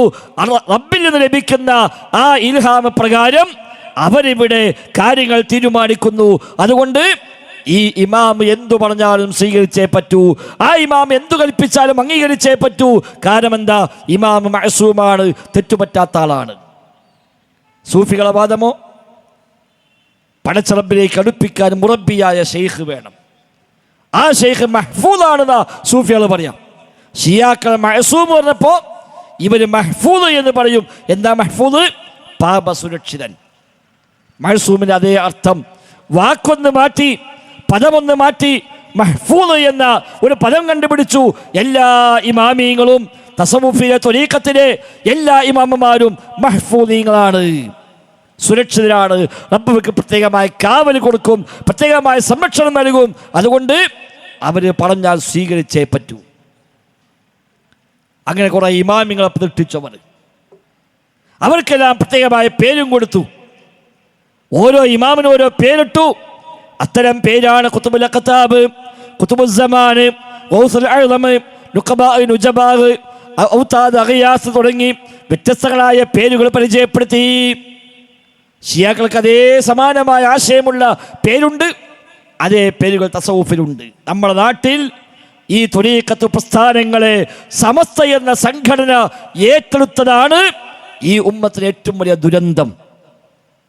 സമസ്തനെ കൊണ്ട് മാത്രം അത്ര ഷർറില്ല. പക്ഷെ സമസ്ത ത്വരീഖത്തുകളെ തസവുഫിനെ ഏറ്റെടുത്തു. പേരെന്താ? അശ്അരി മാതുരിദി രണ്ടാലൊന്ന്, ഷാഫി ഹനഫി ഹംബലി മാലിക്കി നാലാലൊന്ന് എന്ന് പറയാന്നല്ലാതെ യഥാർത്ഥത്തിൽ പ്രചരിപ്പിക്കുന്നത് ഷാഫിയുമല്ല, ഹനഫിയുമല്ല, ഹംബലിയുമല്ല, മാലിക്കിയുമല്ല, അശ്അരിയത്തുമല്ല, മാതുരിദിയത്തുമല്ല. പകരം തസവുഫാണ്, ത്വരീഖത്താണ്. അശ്അരിയത്തിൽ ഇസ്തിഗാസല്ല മരിച്ച മനുഷ്യന്മാരോട്. ഷാഫി മദ്ഹബിന് ഉയർത്തപ്പെട്ട ജാരങ്ങളില്ല, ദർഗകളില്ല. രണ്ടുമുണ്ട് തസവുഫിൽ, ത്വരീഖത്തിൽ. ഇബ്നു ഹജർ ഹൈതമിയോട് ഒരു ചോദ്യമുണ്ട്. ഷാഫി മദ്ഹബിലെ പ്രഗത്ഭനായ പണ്ഡിതൻ, അദ്ദേഹത്തോട് ഫതാവൽ കുബ്ര, ഫതാവൽ ഫിഖ്ഹിയ അൽ കുബ്ര എന്ന കിതാബിൽ ജനായിസ് അധ്യായത്തിൽ 2ാമത്തെ വാള്യത്തിൽ അദ്ദേഹത്തോട് ചോദ്യമുണ്ട്. ഹൽ യജൂസു ബിനാഉൽ ഖബ്രി ഖദ്റ മിദ്മാകൈനി ഫഖത്ത്, 2 വരി മാത്രം ഖബർ ഉയർത്തൽ ജായിസാണോ, അനുവദനീയമാണോ? 2 വരി, വലിയ കുബ്ബല്ല, വലിയ ജാറമില്ല, ഒന്നുമില്ല. 2 വരി മാത്രം ഉയർത്തൽ അനുവദനീയമാകുമോ? അദ്ദേഹം പറഞ്ഞു, വഖഫ് ചെയ്യപ്പെട്ട ഭൂമിയാണോ, പൊതുവായ ഖബർസ്ഥാനാണോ, ഈ ഖബർസ്ഥാൻ അല്ലെങ്കിലും ആളുകൾ പൊതുവായി അങ്ങനെ ഉപയോഗിക്കുന്ന സ്ഥലമാണോ എങ്കിൽ 2 വരി എന്നല്ല, 1 വരി പോലും ജായിസല്ല, 1 വരി പോലും അനുവദനീയമല്ല എന്ന് ഫത്വ കൊടുത്ത ആളാണ് ഇബ്നു ഹജർ ഹൈതമി. അത് ഷാഫി മദ്ഹബാണ്. മറ്റൊരു ചോദ്യം, അദ്ദേഹത്തിന് ചോദ്യം വരിക ഒരു നാട്ടിൽ നിന്ന്, ആ നാട്ടില് ഒരു പൊതുവായ ഒരു സ്ഥലമുണ്ട്.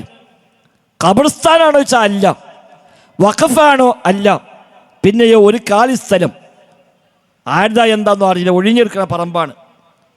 ആരെങ്കിലൊക്കെ ചിലപ്പോൾ അവിടെ ചില മയ്യത്ത് കൊണ്ടുവന്ന് മറവ് ചെയ്ത് പോകാറുണ്ട്, അങ്ങനത്തെ സ്ഥലമാണ്. പക്ഷെ ഖബർസ്ഥാനൊന്നുമല്ല, വഖഫ് ചെയ്യപ്പെട്ടതുമല്ല. പലരും അങ്ങനെ കൊണ്ടുവന്ന് മയ്യത്ത് മറവ് ചെയ്ത് പോകുന്നു. അങ്ങനത്തെ സ്ഥലമുണ്ട് ഞങ്ങളുടെ നാട്ടിൽ. ആ സ്ഥലത്ത്, ആ പറമ്പിന് അടുത്ത കാലത്തായി ഒരു ആലിമിൻ്റെ മയ്യത്ത് മറവ് ചെയ്യപ്പെട്ടു. അപ്പൊ ചിലർക്ക് അഭിപ്രായം, ഉസ്താദിന്റെ ഖബറല്ലേ, നമുക്കതൊന്ന് കെട്ടിയുയർത്തിയിട്ട് ഒരു വലിയ ദർഗയാക്കി മാറ്റാം. വേറെ ചിലര് പറഞ്ഞു, അല്ല അത് വേണ്ട, ഇതൊരു പൊതുവായ സ്ഥലമല്ലേ, അവിടെ അങ്ങനെ ഉയർത്താൻ പറ്റൂല. ഞങ്ങൾ പല പണ്ഡിതന്മാരും ചോദിച്ചു, അപ്പോൾ വ്യത്യസ്തമായ മറുപടിയാണ് കിട്ടിയത്. ചിലർ പറഞ്ഞു പറ്റും, ചിലർ പറഞ്ഞു പറ്റൂല. ഇങ്ങനെ വ്യത്യസ്തമായ മറുപടി കിട്ടിയിരിക്കുന്നു എന്ന് പറഞ്ഞാൽ ആ മറുപടി എല്ലാം കോട്ട് ചെയ്തിട്ടാണ് ഇബ്നു ഹജർ ഹൈതമിയോട് ചോദ്യം. ഇങ്ങനെ പല മറുപടി കിട്ടിയിരിക്കുന്നു, ഇനി എന്താ ഞങ്ങൾ ചെയ്യേണ്ടത്? 2.5 പേജുള്ള ചോദ്യമാണ്, ഒരു പാരഗ്രാഫുള്ള ഉത്തരവാണ്. ചോദ്യം 2.5 പേജ് ആവാൻ കാരണം ഈ എല്ലാ മറുപടിയും കോട്ട് ചെയ്തിട്ട് കൊടുത്തത്. അവരിങ്ങനെ പറഞ്ഞു, മറ്റേ ആളിങ്ങനെ പറഞ്ഞു, ഇദ്ദേഹം ഇങ്ങനെ പറഞ്ഞു, ഈ കിതാബിൽ ഇങ്ങനെ പറയുന്നു. അപ്പം ഞങ്ങൾ എന്താ ചെയ്യേണ്ടത്? അദ്ദേഹം കൊടുത്ത മറുപടി അൽ മൻഖൂലുൽ മുഅ്തമദു, ഉദ്ധരിക്കപ്പെട്ടതും അവലംബയോഗ്യവുമായ അഭിപ്രായം, നിങ്ങൾ ഈ പറഞ്ഞ സ്ഥലത്ത് ആ ആലിമിന്റെ ഖബറിന് മീതെ എടുപ്പുണ്ടാക്കൽ ഹറാമാണ്, കെട്ടിയത്തിൽ ഹറാമാണ്. ഇതാണ് ശരിയായ അഭിപ്രായം. അതിനെതിരായി പറഞ്ഞ പലരുമുണ്ട്, എതിരായി പറഞ്ഞ പല കിതാബുമുണ്ട്. പക്ഷേ ഫഹുവ ദഈഫുൻ ലാ യുൽതഫതു ഇലൈഹി, ആ അഭിപ്രായങ്ങളെല്ലാം ദുർബലമായ അഭിപ്രായമാണ്. ലാ യുൽതഫതു ഇലൈഹി, തിരിഞ്ഞു നോക്കാൻ പോലും പാടില്ല. എൻ്റെ സംസാരം ഏതെങ്കിലും ഉസ്താദുമാർ എവിടെയെങ്കിലും മാടുന്ന് കേൾക്കുന്നുവെങ്കിൽ അതൊന്നും ഇങ്ങനെയൊന്നും ആ കിതാബിൽ ഉണ്ടാവില്ല എന്ന് ഉറപ്പിച്ചിട്ടെങ്കിലും നിങ്ങൾ ആ കിതാബ് ഒന്ന് പോയി പരിശോധിക്കുക. ഫതാവൽ ഫിഖ്ഹിയ അൽ കുബ്ര എന്ന ഇബ്നു ഹജർ ഹൈതമിയുടെ 4 വാള്യമുള്ള ഫത്വ സമാഹാരത്തിൽ 2ാം വാള്യത്തിൽ ജനായിസ് മയ്യിത്തുമായി ബന്ധപ്പെട്ട അധ്യായത്തിലാണ് ഈ ചർച്ചയുള്ളത്. എന്ന് അദ്ദേഹം പറഞ്ഞു, വലാ ഫർഖ ഫീ ദാലിക ബൈന ഖുബൂരിൽ ഉലമാഇ വസ്സാലിഹീന വഗൈരിഹിം, ഈ വിഷയത്തിൽ ആലിമീങ്ങളെ ഖബർ എന്നോ സ്വാലിഹീങ്ങളെ ഖബർ എന്നോ അല്ലാത്തവരെ ഖബർ എന്നോ യാതൊരു വ്യത്യാസവുമില്ല. ഒന്നുകൂടി പറഞ്ഞു, നമ്മുടെ ഇമാം ഷാഫിയുടെ ഖബറിന് മീതെ പിൽക്കാലത്ത് ഈജിപ്തിൽ കുബ്ബയുണ്ടായപ്പോൾ ആ കുബ്ബയെ എത്രയെത്ര പണ്ഡിതന്മാരാണ് ആക്ഷേപിച്ചിരിക്കുന്നത്. വകം അൻകൽ ഉലമാഉ അലാ ബാനി ഖുബ്ബത്തുൽ ഇമാം ഷാഫിഈ, ഇമാം ഷാഫിയുടെ ഖബറിന് മീതെ കുബ്ബയുണ്ടാക്കിയ ആൾക്ക് എതിരായി സംസാരിച്ച എത്രയെത്ര പണ്ഡിതന്മാരാണ് നമുക്കുള്ളത്. അതുകൊണ്ട് തന്നെ അതൊരിക്കലും ജായിസല്ല, അനുവദനീയമല്ല, ഹറാമാണ്. അതാ ഷാഫി മദ്ഹബ്. നമ്മുടെ നാട്ടിൽ ഷാഫി മദ്ഹബല്ല, സൂഫി മദ്ഹബാണ്. അശ്അരി ത്വരീഖത്തല്ല, അശ്അരി ത്വരീഖത്തല്ല, ഖാദിരിയ ത്വരീഖത്താണ്, റിഫാഇയ ത്വരീഖത്താണ്, നഖ്ശബന്ദി ത്വരീഖത്താണ്, സുഹ്റവർദി ത്വരീഖത്താണ്, ഐദ്രൂസിയ ത്വരീഖത്താണ്. ഇങ്ങനെ തുടങ്ങി ഓരോരുത്തരുണ്ടാക്കിയ ത്വരീഖത്താണ്. തീജാനിയത്ത് വരെയുള്ള ത്വരീഖത്താണ് നമ്മുടെ നാട്ടില്. അത് അശ്അരിയത്തല്ല, അത് മാതുരിദിയത്തല്ല, അത് ഷാഫി മദ്ഹബല്ല. അതാ ഞാൻ പറഞ്ഞ സമസ്ത ഇത്തരം ത്വരീഖത്തുകളെ ഏറ്റെടുത്തു വന്നതാണ് ഈ ഉമ്മത്തിലെ ഏറ്റവും വലിയ ദുരന്തം. ആ ത്വരീഖത്തിലൂടെ ശീഈസമാണ് കയറി വന്നത്, അതിലൂടെ തൗഹീദാണ് തകർന്നത്. അശ്അരി മദ്ഹബിൽ നിന്നാൽ ഒരുപക്ഷെ വിശ്വാസരംഗത്ത് ചില പോരായ്മകൾ, ചില വ്യതിയാനങ്ങൾ ഉണ്ട് എന്നത് മാറ്റിവെച്ചാൽ പോലും പടച്ച റബ്ബല്ലാത്തവരേക്ക് പടപ്പുകളെ കൊണ്ടുപോകുന്ന ഒരു ബേസ് അശ്അരിയത്തിലില്ല. റബ്ബല്ലാത്തോട് തേടാൻ പഠിപ്പിക്കുന്ന ആശയം, പടപ്പിനോട് തേടാൻ പഠിപ്പിക്കുന്ന ആശയം അശ്അരിയത്തിലില്ല. ഷാഫി മദ്ഹബിൽ ഏതായിരുന്നാലുമില്ല, 4 മദ്ഹബിലുമില്ല, 6 മദ്ഹബിലുമില്ല, എവിടെയുമില്ല. പക്ഷെ തസവുഫിലുണ്ട്, ത്വരീഖത്തിലുണ്ട്. അത് എവിടുന്ന് കിട്ടി? സൂഫികളിൽ നിന്ന്, അല്ല ഷിയാക്കളിൽ നിന്ന്. എന്തേ കാരണം? അവർ പഠിപ്പിച്ച ബേസ് അതാണ്. ഈ ഷിയാക്കളാണ് കൊണ്ടുവന്നത് മഹാന്മാർ റബ്ബിലേക്ക് അടുപ്പിക്കാനുള്ള ഇടയാളന്മാരാണ് എന്ന വാദം. മുദബ്ബിറുൽ ആലം CM മടവൂരിൽ എന്ന് ഉസ്താദുമാർ പറയുന്നു. ആത്മാർത്ഥമായി നിങ്ങൾ അന്വേഷിച്ചാൽ മുദബ്ബിർ വാദം ലോകത്താദ്യമായി പറഞ്ഞത് ഷിയാക്കളാണ്. മുദബ്ബിർ എന്ന വാദം പടപ്പിനെ കുറിച്ച് ഈ ലോകത്താദ്യമായി പറഞ്ഞ ഷിയാക്കളാണ്. ഒരു പറഞ്ഞെന്താ അറിയോ? അല്ലാഹു തആല 1-ാം മുദബ്ബിറാണ്, മുഹമ്മദ് നബി 2-ാം മുദബ്ബിറാണ്, അലി നബി 3-ാം മുദബ്ബിറാണ് എന്ന. അതെന്താ കാരണം? അല്ലാഹു തആല ആകെ സൃഷ്ടിച്ചത് മുഹമ്മദ് നബിൻ്റെ പ്രകാശം മാത്രം, ബാക്കിയൊന്നും അല്ലാഹ് പഠിച്ചിട്ടില്ല. എന്നിട്ട് മുഹമ്മദ് നബിയെ ഏൽപ്പിച്ചു, ബാക്കി നിങ്ങൾ പഠിച്ചോളീ. മുഹമ്മദ് നബി അലിയെ പഠിച്ചു, എന്നിട്ട് ബാക്കി അലിയെ ഏൽപ്പിച്ചു. ബാക്കിയെല്ലാം പഠിച്ച അലി നബി ത്വാലിബാണ്. അപ്പം അലിയാണ് ശരിയായ മുദബ്ബിർ. മുദബ്ബിറു സാനി അല്ലെങ്കിൽ മുദബ്ബിറു സാലിസ് എന്നൊക്കെ ഷിയാക്കൾ വ്യത്യസ്ത രീതിയിൽ പേര് വിളിക്കുന്നു. 2-ാം മുദബ്ബിർ എന്ന് പറയുന്ന ഷിയാക്കളുണ്ട്, അല്ല 3-ാം മുദബ്ബിർ എന്ന് പറയുന്ന ഷിയാക്കളുമുണ്ട്. അല്ലല്ലാത്തവരെ മുദബ്ബിറാവുക എന്ന ആശയം ഇവിടെ പരിചയപ്പെടുത്തിയ ഷിയാക്കളാണ്. അത് പിന്നെ സൂഫികളെ ഏറ്റെടുത്തു. സൂഫികളെ തസറുഫ് എന്ന പേരിട്ടതിന്.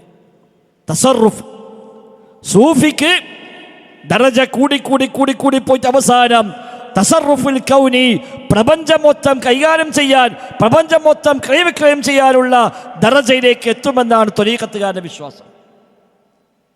സൂഫി തുടക്കത്തിൽ അവൻ അബ്ദുള്ളയാണ്, അബ്ദുള്ള അള്ളാഹിൻ്റെ അടിമ. പിന്നെ റബ്ബിലേക്ക് അങ്ങനെ അടുക്കും, അടുത്തടുത്തടുത്ത് അവനും റബ്ബും ഒന്നായി മാറും. ത്വരീഖത്തുകാരൻ്റെ ബേസാണ് ഫനാ, ജദ്ബ് എന്ന വിഷയങ്ങളൊക്കെ. ഫനാ എന്ന നശിക്കുക എന്നാണ്. ഇവൻ റബ്ബിലേക്ക് അടുത്തിട്ട് ഇവൻ്റെ അസ്തിത്വം ഇല്ലാതായി പോകും, അവനും അള്ളയും ഒന്നായി മാറും. അതാ ഫനാ. ഒരു ഉദാഹരണം പറഞ്ഞത് ഉപ്പ് വെള്ളത്തിൽ ലയിക്കുന്ന പോലെയാണ്. വെള്ളത്തിൽ ഉപ്പിട്ടാൽ പിന്നെ ഉപ്പ് വേറല്ല, വെള്ളം വേറല്ല, ഉപ്പ് വെള്ളമായി മാറി. ഇനി അത് വേർതിരിക്കാൻ പറ്റൂല എന്ന പോലെ സൂഫി ഇങ്ങനെ കയറി കയറി കയറി പോയിട്ട് അവസാനം റബ്ബിലേക്ക് അങ്ങനെ ലയിച്ച് അവൻ ഇല്ലാതായി മാറുന്നു. അപ്പൊ പിന്നെ ഓനും അല്ലും എന്ന് രണ്ടെണ്ണമില്ല. ലാ മൗജൂദ ഇല്ലല്ലാ, അല്ലാഹു അല്ലാതെ യാതൊന്നുമില്ല. എല്ലാം അല്ലയാണ്, എല്ലാം അല്ലയാണ്, അല്ലയല്ലാത്ത ഒന്നുമില്ല എന്ന ദറജയിലേക്ക് എത്തും. പിന്നെ ഒരു അബ്ദുല്ലല്ലാന്ന അബ്ദ് എന്ന മർത്തബയിൽ അവൻ കയറി, അബ്ദല്ലാതായി മാറി, അവൻ ഹുറായി മാറി. അള്ളാഹിൻ്റെ അടിമാന്നൽ മാറിയിട്ട് അവൻ സ്വതന്ത്രനായി. പിന്നെ ഓനും അള്ളി ഒന്നായി മാറി. ആ ദർജയ്ക്ക് എത്തിയപ്പോൾ അബൂ യസീദ് അൽ ബിസ്താമി പറഞ്ഞു, സുബ്ഹാനി സുബ്ഹാനി മാ അഅ്ലമ ശഅനി. സുബ്ഹാനല്ലാഹ് മാറ്റി. സുബ്ഹാനല്ലാഹ് അല്ലാഹ് എത്ര പരിശുദ്ധൻ, ഇനിയിപ്പോൾ ഇതിന് ആവശ്യമില്ല. പിന്നെ മൂപ്പർ തസ്ബീഹ് മാറി, സുബ്ഹാനി സുബ്ഹാനി, ഞാനെത്ര പരിശുദ്ധൻ. കാരണം എന്താ, ഞാൻ തന്നെ അല്ലാഹ്. ഇത് എവിടുന്നാണ് കിട്ടിയത്? ഷിയാക്കളിൽ നിന്ന്. ആ ത്വരീഖത്തിനെ ഇവിടെ സമസ്ത ഏറ്റെടുത്തപ്പോൾ തൗഹീദാണ് തകർത്തത്. ഇവിടെ ഒരു സൂഫി നടന്നു പോകുമ്പോൾ ഒരു ചങ്ങാതി അവിടെ വഴിയിൽ നിന്നിട്ട് ഇങ്ങനെ റൊട്ടി കഴിക്കുകയാണ്.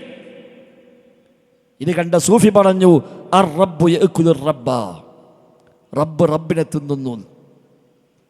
തിന്നുവാനും റബ്ബാണ്, തിന്നപ്പെടുന്ന ആ റൊട്ടിയും റബ്ബാണ്. കാരണം റബ്ബല്ലാത്ത മറ്റൊന്നുമില്ല, അല്ലാഹ് മാത്രമേ ലോകത്തുള്ളൂ, ബാക്കിയൊന്നുമില്ല. ലാ ഇലാഹ ഇല്ലല്ലാഹയുടെ അവസാനത്തെ ലക്ഷ്യമായി ത്വരീഖത്തുകാർ, ഏത് ത്വരീഖത്തുമാകട്ടെ, ആ ത്വരീഖത്തുകാർ എല്ലാവരും പഠിപ്പിച്ചെന്നറിയോ? ലാ ഇലാഹ ഇല്ലല്ലാഹന്റെ ഏറ്റവും ലാസ്റ്റ് സ്റ്റേജ് ലാ മൗജൂദ ഇല്ലല്ലാഹ്, അല്ലല്ലാതെ മറ്റൊന്നുമില്ല. ആ ലെവലിലേക്ക് എത്തണം എന്നാണ് അവർ പറഞ്ഞത്. സൂഫികൾക്ക്, ത്വരീഖത്തുകാർക്ക് ലാ ഇലാഹ ഇല്ലല്ലാഹ്ക്ക് 3 അർത്ഥമാണെന്ന്. ഒന്നാമത്തെ അർത്ഥം സാധാരണക്കാരർത്ഥാണ്. അതാണ് ലാ മഅ്ബൂദ ഇല്ലല്ലാഹ്, അല്ലാഹു അല്ലാതെ ആരാധകർഹനായി മറ്റാരുമില്ല. അത് നാടന്മാരർത്ഥം. സാധാരണക്കാരൻ്റെ അർത്ഥമാണ് ലാ മഅ്ബൂദ ഇല്ലല്ലാഹ്. അതിന് വേറെ പ്രത്യേകിച്ചൊന്നും മനസ്സിലാക്കേണ്ട ആവശ്യമില്ല, ഏത് നാടന്മാർക്കും ചൊല്ലിപ്പോകാം.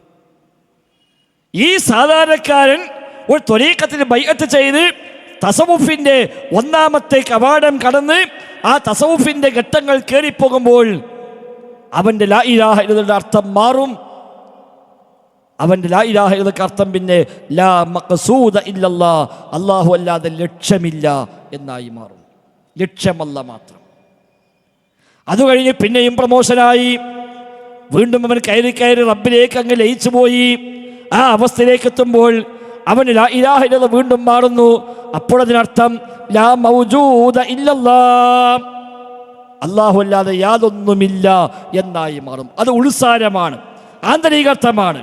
ബാഹ്യാർത്ഥോ ലാ ഇലാഹ ഇല്ലല്ലാഹ്, അല്ലാഹു അല്ലാതെ ഇബാദത്തിന് അർഹനായി മറ്റാരുമില്ല.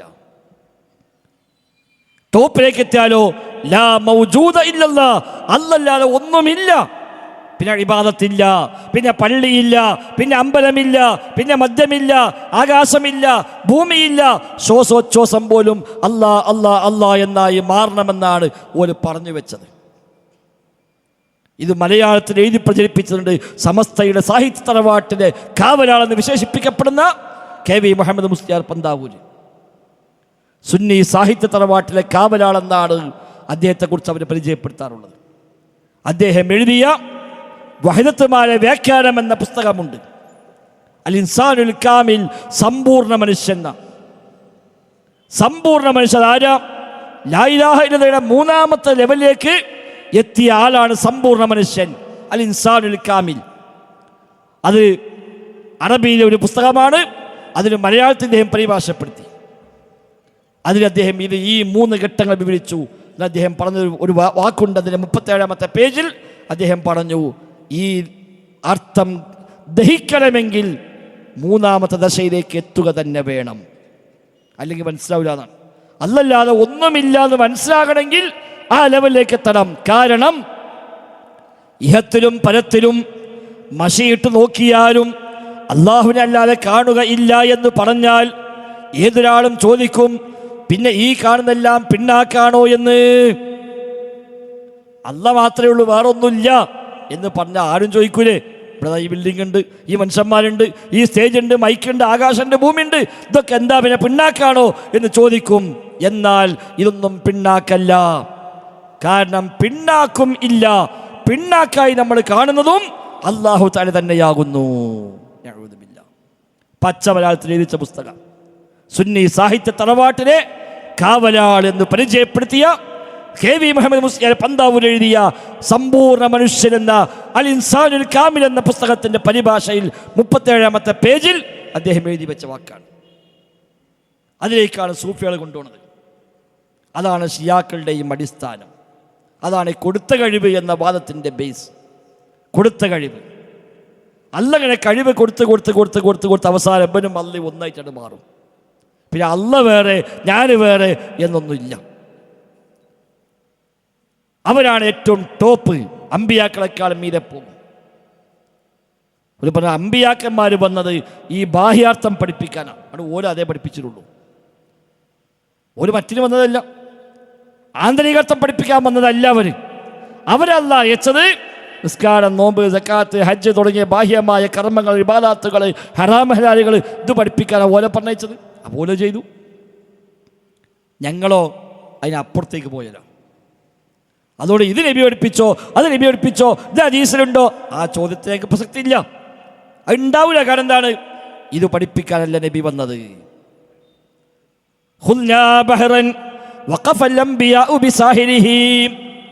ഞങ്ങളൊരു കടലിലേക്ക് ഇറങ്ങിയിരിക്കുന്നു. ആ കടലിലേക്ക് ഇറങ്ങാൻ ധൈര്യപ്പെടാതെ അമ്പിയാക്കൾ പോലും തീരത്ത് നിൽക്കുകയാണ് ചെയ്തത്. അമ്പിയാക്കൾ തീരത്ത് നിന്ന് കടലിലേക്കാണ് ഞങ്ങൾ ഇറങ്ങിയിരിക്കുന്നത്. കാരണം ഒരു കരക്ക് നിൽക്കുകയാണ്, ഗദ്ദിക്ക് ഇറങ്ങാനല്ല ഓരല്ല പറഞ്ഞത്. ഞങ്ങളോ അതിലേക്ക് ഇറങ്ങാൻ വന്ന മനുഷ്യന്മാരാണ്. അതിലേക്ക് ഇറങ്ങുമ്പോൾ പറഞ്ഞു ഫിർഔൻ 1-ാം നമ്പർ മുഅ്മിനാണ്. പക്ഷെ മൂസാ നബിൻ്റെ ബാഹ്യമായ ദൃഷ്ടി നോക്കുമ്പോൾ ഫിർഔൻ കാഫിറാണ്. മൂസാ നബിക്ക് മനസ്സിലായില്ല ഫിർഔൻ പറഞ്ഞതിൻ്റെ ആശയം. എന്താ ഫിർഔൻ പറഞ്ഞത്? അന റബ്ബുക്കുമുൽ അഅ്ല, ഞാനാണ് നിങ്ങളുടെ റബ്ബ്. ശരിയാണ്, ഫിർഔൻ റബ്ബാണ്, ഫിർഔൻ റബ്ബാണ്. പക്ഷേ മൂസാ നബിയുടെ ബാഹ്യമായ അർത്ഥത്തിൽ നോക്കുമ്പോഴോ ലാ ഇലാഹ ഇല്ലല്ലാഹ്, ലാ മഅ്ബൂദ ഇല്ലല്ലാഹ്, അത് വെച്ച് നോക്കിയാൽ ഫിർഔൻ പറഞ്ഞ തെറ്റാണ്. എന്നാൽ 3-ാം ദശകത്തിലെത്തിയാലോ ലാ മൗജൂദ ഇല്ലല്ലാഹ്, അല്ലല്ലാത്ത മറ്റൊന്നുമില്ല. അപ്പൊ ശരിയാണ്, ഫിർഔനും അല്ലയാണ്. എന്നിട്ട് സൂഫികളുടെ നേതാക്കന്മാർ എഴുതി വെച്ചു. ഫുതുഹാത്തുൽ മക്കിയ എന്ന കിതാബിന് അവർ എഴുതി വെച്ചത് കാണാൻ പറ്റും, ഫിർഔന് സമ്പൂർണ്ണ കാമിലായ മുഅ്മിനാണ്. കാമിലായ മുഅ്മിൻ. പക്ഷേ മൂസാ നബിക്ക് മനസ്സിലായില്ല. അതുകൊണ്ട് ഫിർഔന് മരിക്കുമ്പോൾ മൂസാ നബിയുടെ കണക്കിൽ ഫിർഔന് മുഅ്മിനല്ലാത്തത് കൊണ്ട് തന്നെ ആ മയ്യത്ത് മൂസാ നബി കുളിപ്പിക്കൂല, ആ മയ്യത്തിന് വേണ്ടി നിസ്കരിക്കൂല, ആ മയ്യത്ത് കഫൻ ചെയ്യൂല, അത് മറമാടൂല. അതുകൊണ്ട് അല്ലാഹു തആല ഫിർഔനിനെ കടലിൽ കൊണ്ടുപോയി മുക്കി ആ കുളിപ്പിക്കർക്കം അല്ലാഹ് ഏറ്റെടുത്തു. ഫഖറജ മിനദ് ദുനിയാ ത്വാഹിറൻ മുതഹിറ. അങ്ങനെ ഫിർഔൻ ദുനിയാവിൽ പോയത് പരിശുദ്ധനായിക്കൊണ്ടാണ്, എല്ലാത്തിനും ശുദ്ധീകരിക്കപ്പെട്ടുകൊണ്ടാണ് ഫിർഔൻ ഇവിടുന്ന് പോയത്. അതിനാൽ അല്ലാഹു തആല വെള്ളത്തിൽ കൊണ്ടുപോയി മുക്കിയത് എന്ന് എഴുതി വെച്ച കിതാബാണ് സൂഫികളുടെ അൽ ഫുതുഹാത്തുൽ മക്കിയ. അത്ര വലിയ ളലാലത്തിലേക്ക് ഉമ്മത്തിനെ കൊണ്ടുപോയി. ഫുതുഹാത്തുൽ മക്കിയ സമസ്ത അംഗീകരിച്ച കിതാബാണ്. സമസ്ത അംഗീകരിക്കുന്ന വലിയ മഹത്വമായി കാണുന്ന കിതാബാണ്. സൂഫികൾ ഏറ്റവും മുഖ്യമായ ഗ്രന്ഥങ്ങളിൽ ഒന്നാണ് അൽ ഫുതുഹാത്തുൽ മക്കിയ. അതിൽ പഠിപ്പിച്ച ആശയമാണ്. ഇബ്ലീസ് വലിയ ഈമാനുള്ള ആളാണെന്നാണ് സൂഫിന്റെ വിശ്വാസം. കാരണം എന്താ? അല്ലാഹുക്കല്ലാതെ സുജൂദ് ചെയ്യൂല എന്ന് പറഞ്ഞല്ലോ. കാരണം എല്ലാം അള്ളയാണ്. അതുകൊണ്ട് ഇബ്ലീസ് വലിയ ഈമാനുള്ള മനുഷ്യരാണെന്നാണ്. സൂഫികളെ മറ്റൊരു കിതാബാണ് ജാമുൽ കറാമാത്തുൽ ഔലിയ. ഔലിയാക്കളുടെ കറാമത്തിൻ്റെ ശേഖരം എന്ന പേരിൽ 2 വാള്യങ്ങളായി ക്രോഡീകരിച്ച വലിയ കിതാബുണ്ട്. അതിൽ കഥയുണ്ട്. വെള്ളിയാഴ്ച ഒരു മനുഷ്യൻ പള്ളിയിൽ കയറി വരികയാണ്. ഡ്രസ്സൊന്നുമില്ല, കംപ്ലീറ്റ് നഗ്നനാണ്. പൂർണ്ണ നഗ്നായ ഒരു മനുഷ്യൻ വരുന്നു. കയ്യിലൊരു വാളുണ്ട്. ആ വാളും പിടിച്ചുകൊണ്ട് ഇയാൾ നഗ്നനായി പള്ളി വന്ന് ജുമായുടെ സമയത്ത് നേരെ വന്ന് മിമ്പർമക്കാണ് കയറി. മിമ്പറ് കേട്ട് മൂപ്പർ ഒറ്റ പ്രഖ്യാപനം, അശ്ഹദു അല്ലാ ഇലാഹ ലക്കും ഇല്ലാ ഇബ്ലീസ് അലൈഹി സ്വലാത്തു വസ്സലാം. അശ്ഹദു, ഞാൻ സാക്ഷ്യം വഹിക്കുന്നു. എന്ത്? അല്ലാ ഇലാഹ ലക്കും, നിങ്ങൾക്ക് ഒരൊറ്റ ഇലാഹുമില്ല, ഇല്ലാ ഇബ്ലീസ്, ഇബ്ലീസ് അല്ലാത്ത ഇലാഹുമില്ല അലൈഹി സ്വലാത്തു വസ്സലാം എന്ന് ഇയാൾ മിമ്പർമെന്നാണ് പ്രഖ്യാപിക്കുകയാണ്. ആളുകൾക്ക് പടാകെ ഏതാണ് ഈ ചങ്ങാതി? ഒരു ഭ്രാന്തൻ, തുണികുപ്പായിട്ടിട്ടില്ല. എന്നിട്ട് മിമ്പർമ കയറി ഈ വക തോന്നിയാസം വിളിച്ചു പറയോ? ഇവരൊക്കെ പാടെ ഇറങ്ങിയപ്പോൾ ഇയാൾ വാള് ചുഴറ്റി ആകെ ഒരു ഭീതി മുഴക്കി ആളുകൾക്ക് പാടെ ഇറങ്ങിപ്പോയി. പള്ളിക്കുന്നത് നിവൃത്തില്ലല്ലോ, പേടിച്ചെല്ലാം പോയി. അങ്ങനെ ജുമാ കഴിഞ്ഞ് അപ്പുറത്തെ മഹല്ലുകാർ വരുമ്പോൾ ഇവർ പറഞ്ഞു, ഞങ്ങളുടെ ജുമാ ആകെ ബാത്തിലായിന്ന്. ഏതോ ചങ്ങാതി കയറി വന്ന് ഇങ്ങനെയൊക്കെ പാടെ കാട്ടിക്കൂട്ടി ഞങ്ങളെ ജുമാഴയും പോയി, ആകെ വല്ലാത്ത ബുദ്ധിമുട്ടായിപ്പോയി എന്ന് പറഞ്ഞപ്പോൾ അയാൾ അവിടെ ഉണ്ടായിരുന്നല്ലോ. ഇയാൾ ഇവിടെ, ഇയാൾ അവിടെ ഉണ്ടായിരുന്നല്ലോ, ഞങ്ങളെ പള്ളി ഇതന്നെ ഉണ്ടായല്ലോ. അതിങ്ങനെ അവിടെ എത്തി. അപ്പം ഇതേ സംഭവം അവിടെ ഉണ്ട്. അപ്പം നോക്കുമ്പോൾ അടുത്ത മഹല അല്ലല്ലോ അവിടെ വന്നിന്ന് പറഞ്ഞു. നോക്കുമ്പോൾ അന്ന് ആ ചുറ്റുഭാഗത്തുള്ള 40 പള്ളികളിൽ ഇതേ സമയത്ത് ഇയാൾ വന്നിട്ടുണ്ട്. ആ മനസ്സ് ഇയാൾ വലിയ കാര്യപ്പെട്ട ഔലിയാണ്. ഇയാൾ സാധാരണക്കാരല്ല. ഒരേ സമയത്ത് 40 സ്ഥലത്ത് നഗ്നനായി പ്രത്യക്ഷപ്പെടുകയും 40 സ്ഥലത്തും ഈ കുഫർ പ്രഖ്യാപിക്കുകയും ചെയ്തിരിക്കുന്നു. അപ്പോൾ അബ്ദാലാണെന്ന് മനസ്സിലായി. ഇതാണ് തസവുഫ്. ഇത് തലയിൽ കയറിയ ഒരുത്തരോട് പിന്നെ നിങ്ങൾ അള്ളാഹിനെ തോൽക്കാൻ പാടുള്ളൂ വയൽ തന്നിട്ട് വലിയ കാര്യം ഉണ്ടാവും. പ്രാർത്ഥന അള്ളാഹിനെ മാത്രം പ്രസംഗിച്ചാൽ പോവിടുന്നു പറഞ്ഞേ. അതൊക്കെ എന്നോ കഴിഞ്ഞതൊക്കെ. ഇത് ഷിയ ആശയമാണ്. അതിനെ അവർ കൊണ്ടുവന്നാണ് മഹാന്മാരെ, അഇമ്മത്തിനെ, അതേപോലെ സ്വാലിഹീങ്ങളെ അപ്രമായത്തും കൽപ്പിച്ചുകൊണ്ട് ഉരുവ് കാണിച്ചുകൊണ്ട് അവർ രംഗത്ത് വന്നു. എല്ലാ ആയത്തിലും ഹദീസിലും ഇങ്ങനെ ചില വ്യാഖ്യാനം കൊടുത്തു. നമ്മുടെ ഇമാമിങ്ങൾ മഹ്ഫൂദികളാണ് എന്ന് ത്വരീഖത്തുകാർ പറഞ്ഞു, മഅ്സൂമാണ് എന്ന് ഷിയാക്കളും പറഞ്ഞു. മഅ്സൂമായ ഇമാമിങ്ങൾക്ക് ദീന് പറയാനും ദീന് ഉണ്ടാക്കാനും അധികാരമുള്ളതുപോലെ മഹ്ഫൂദായ ഇമാമിങ്ങൾക്ക് എന്തും സ്ഥാപിക്കാൻ, എന്തും പറഞ്ഞെടുക്കാൻ അധികാരമുണ്ട്. ഒരു പഠിച്ചോരേക്ക് നേരിട്ട് വിവരം കിട്ടുന്നതാണ്. അവർക്ക് ദിക്റുണ്ടാക്കാം, ദുആ ഉണ്ടാക്കാം, നിസ്കാരം ഉണ്ടാക്കാം, നിസ്കാരം വേണ്ടെന്ന് വെക്കാം, എല്ലാ അധികാരമുണ്ട്. നിലനെ കൊടുപ്പാനും നിലനെ കളവാനും നായനവർക്കാനും വാദം കൊടുത്തവർ. ആർക്ക് എന്ത് സ്ഥാനം കൊടുക്കാനും ആരെന്ത് സ്ഥാനം കളയാനും ശൈഖ് അല്ലാഹ് അനുവാദം കൊടുത്തിട്ടുണ്ട് എന്ന് മുഹീദ്ദീന്മാരെ കാണാം. സൂഫികൾ നേതാക്കന്മാർക്ക് അധികാരമുണ്ട്. ഓൻ ദിക്ർ ചെല്ലാൻ പറഞ്ഞാൽ ചൊല്ലിക്കോളാം. ഉസ്താദേ, ഈ ദിക്ർ എവിടുന്ന് കിട്ടി? ഹദീസിലുണ്ടോ? സ്വഹീയാണോ? ആ വക ചോദ്യം തന്നെ ഇല്ല.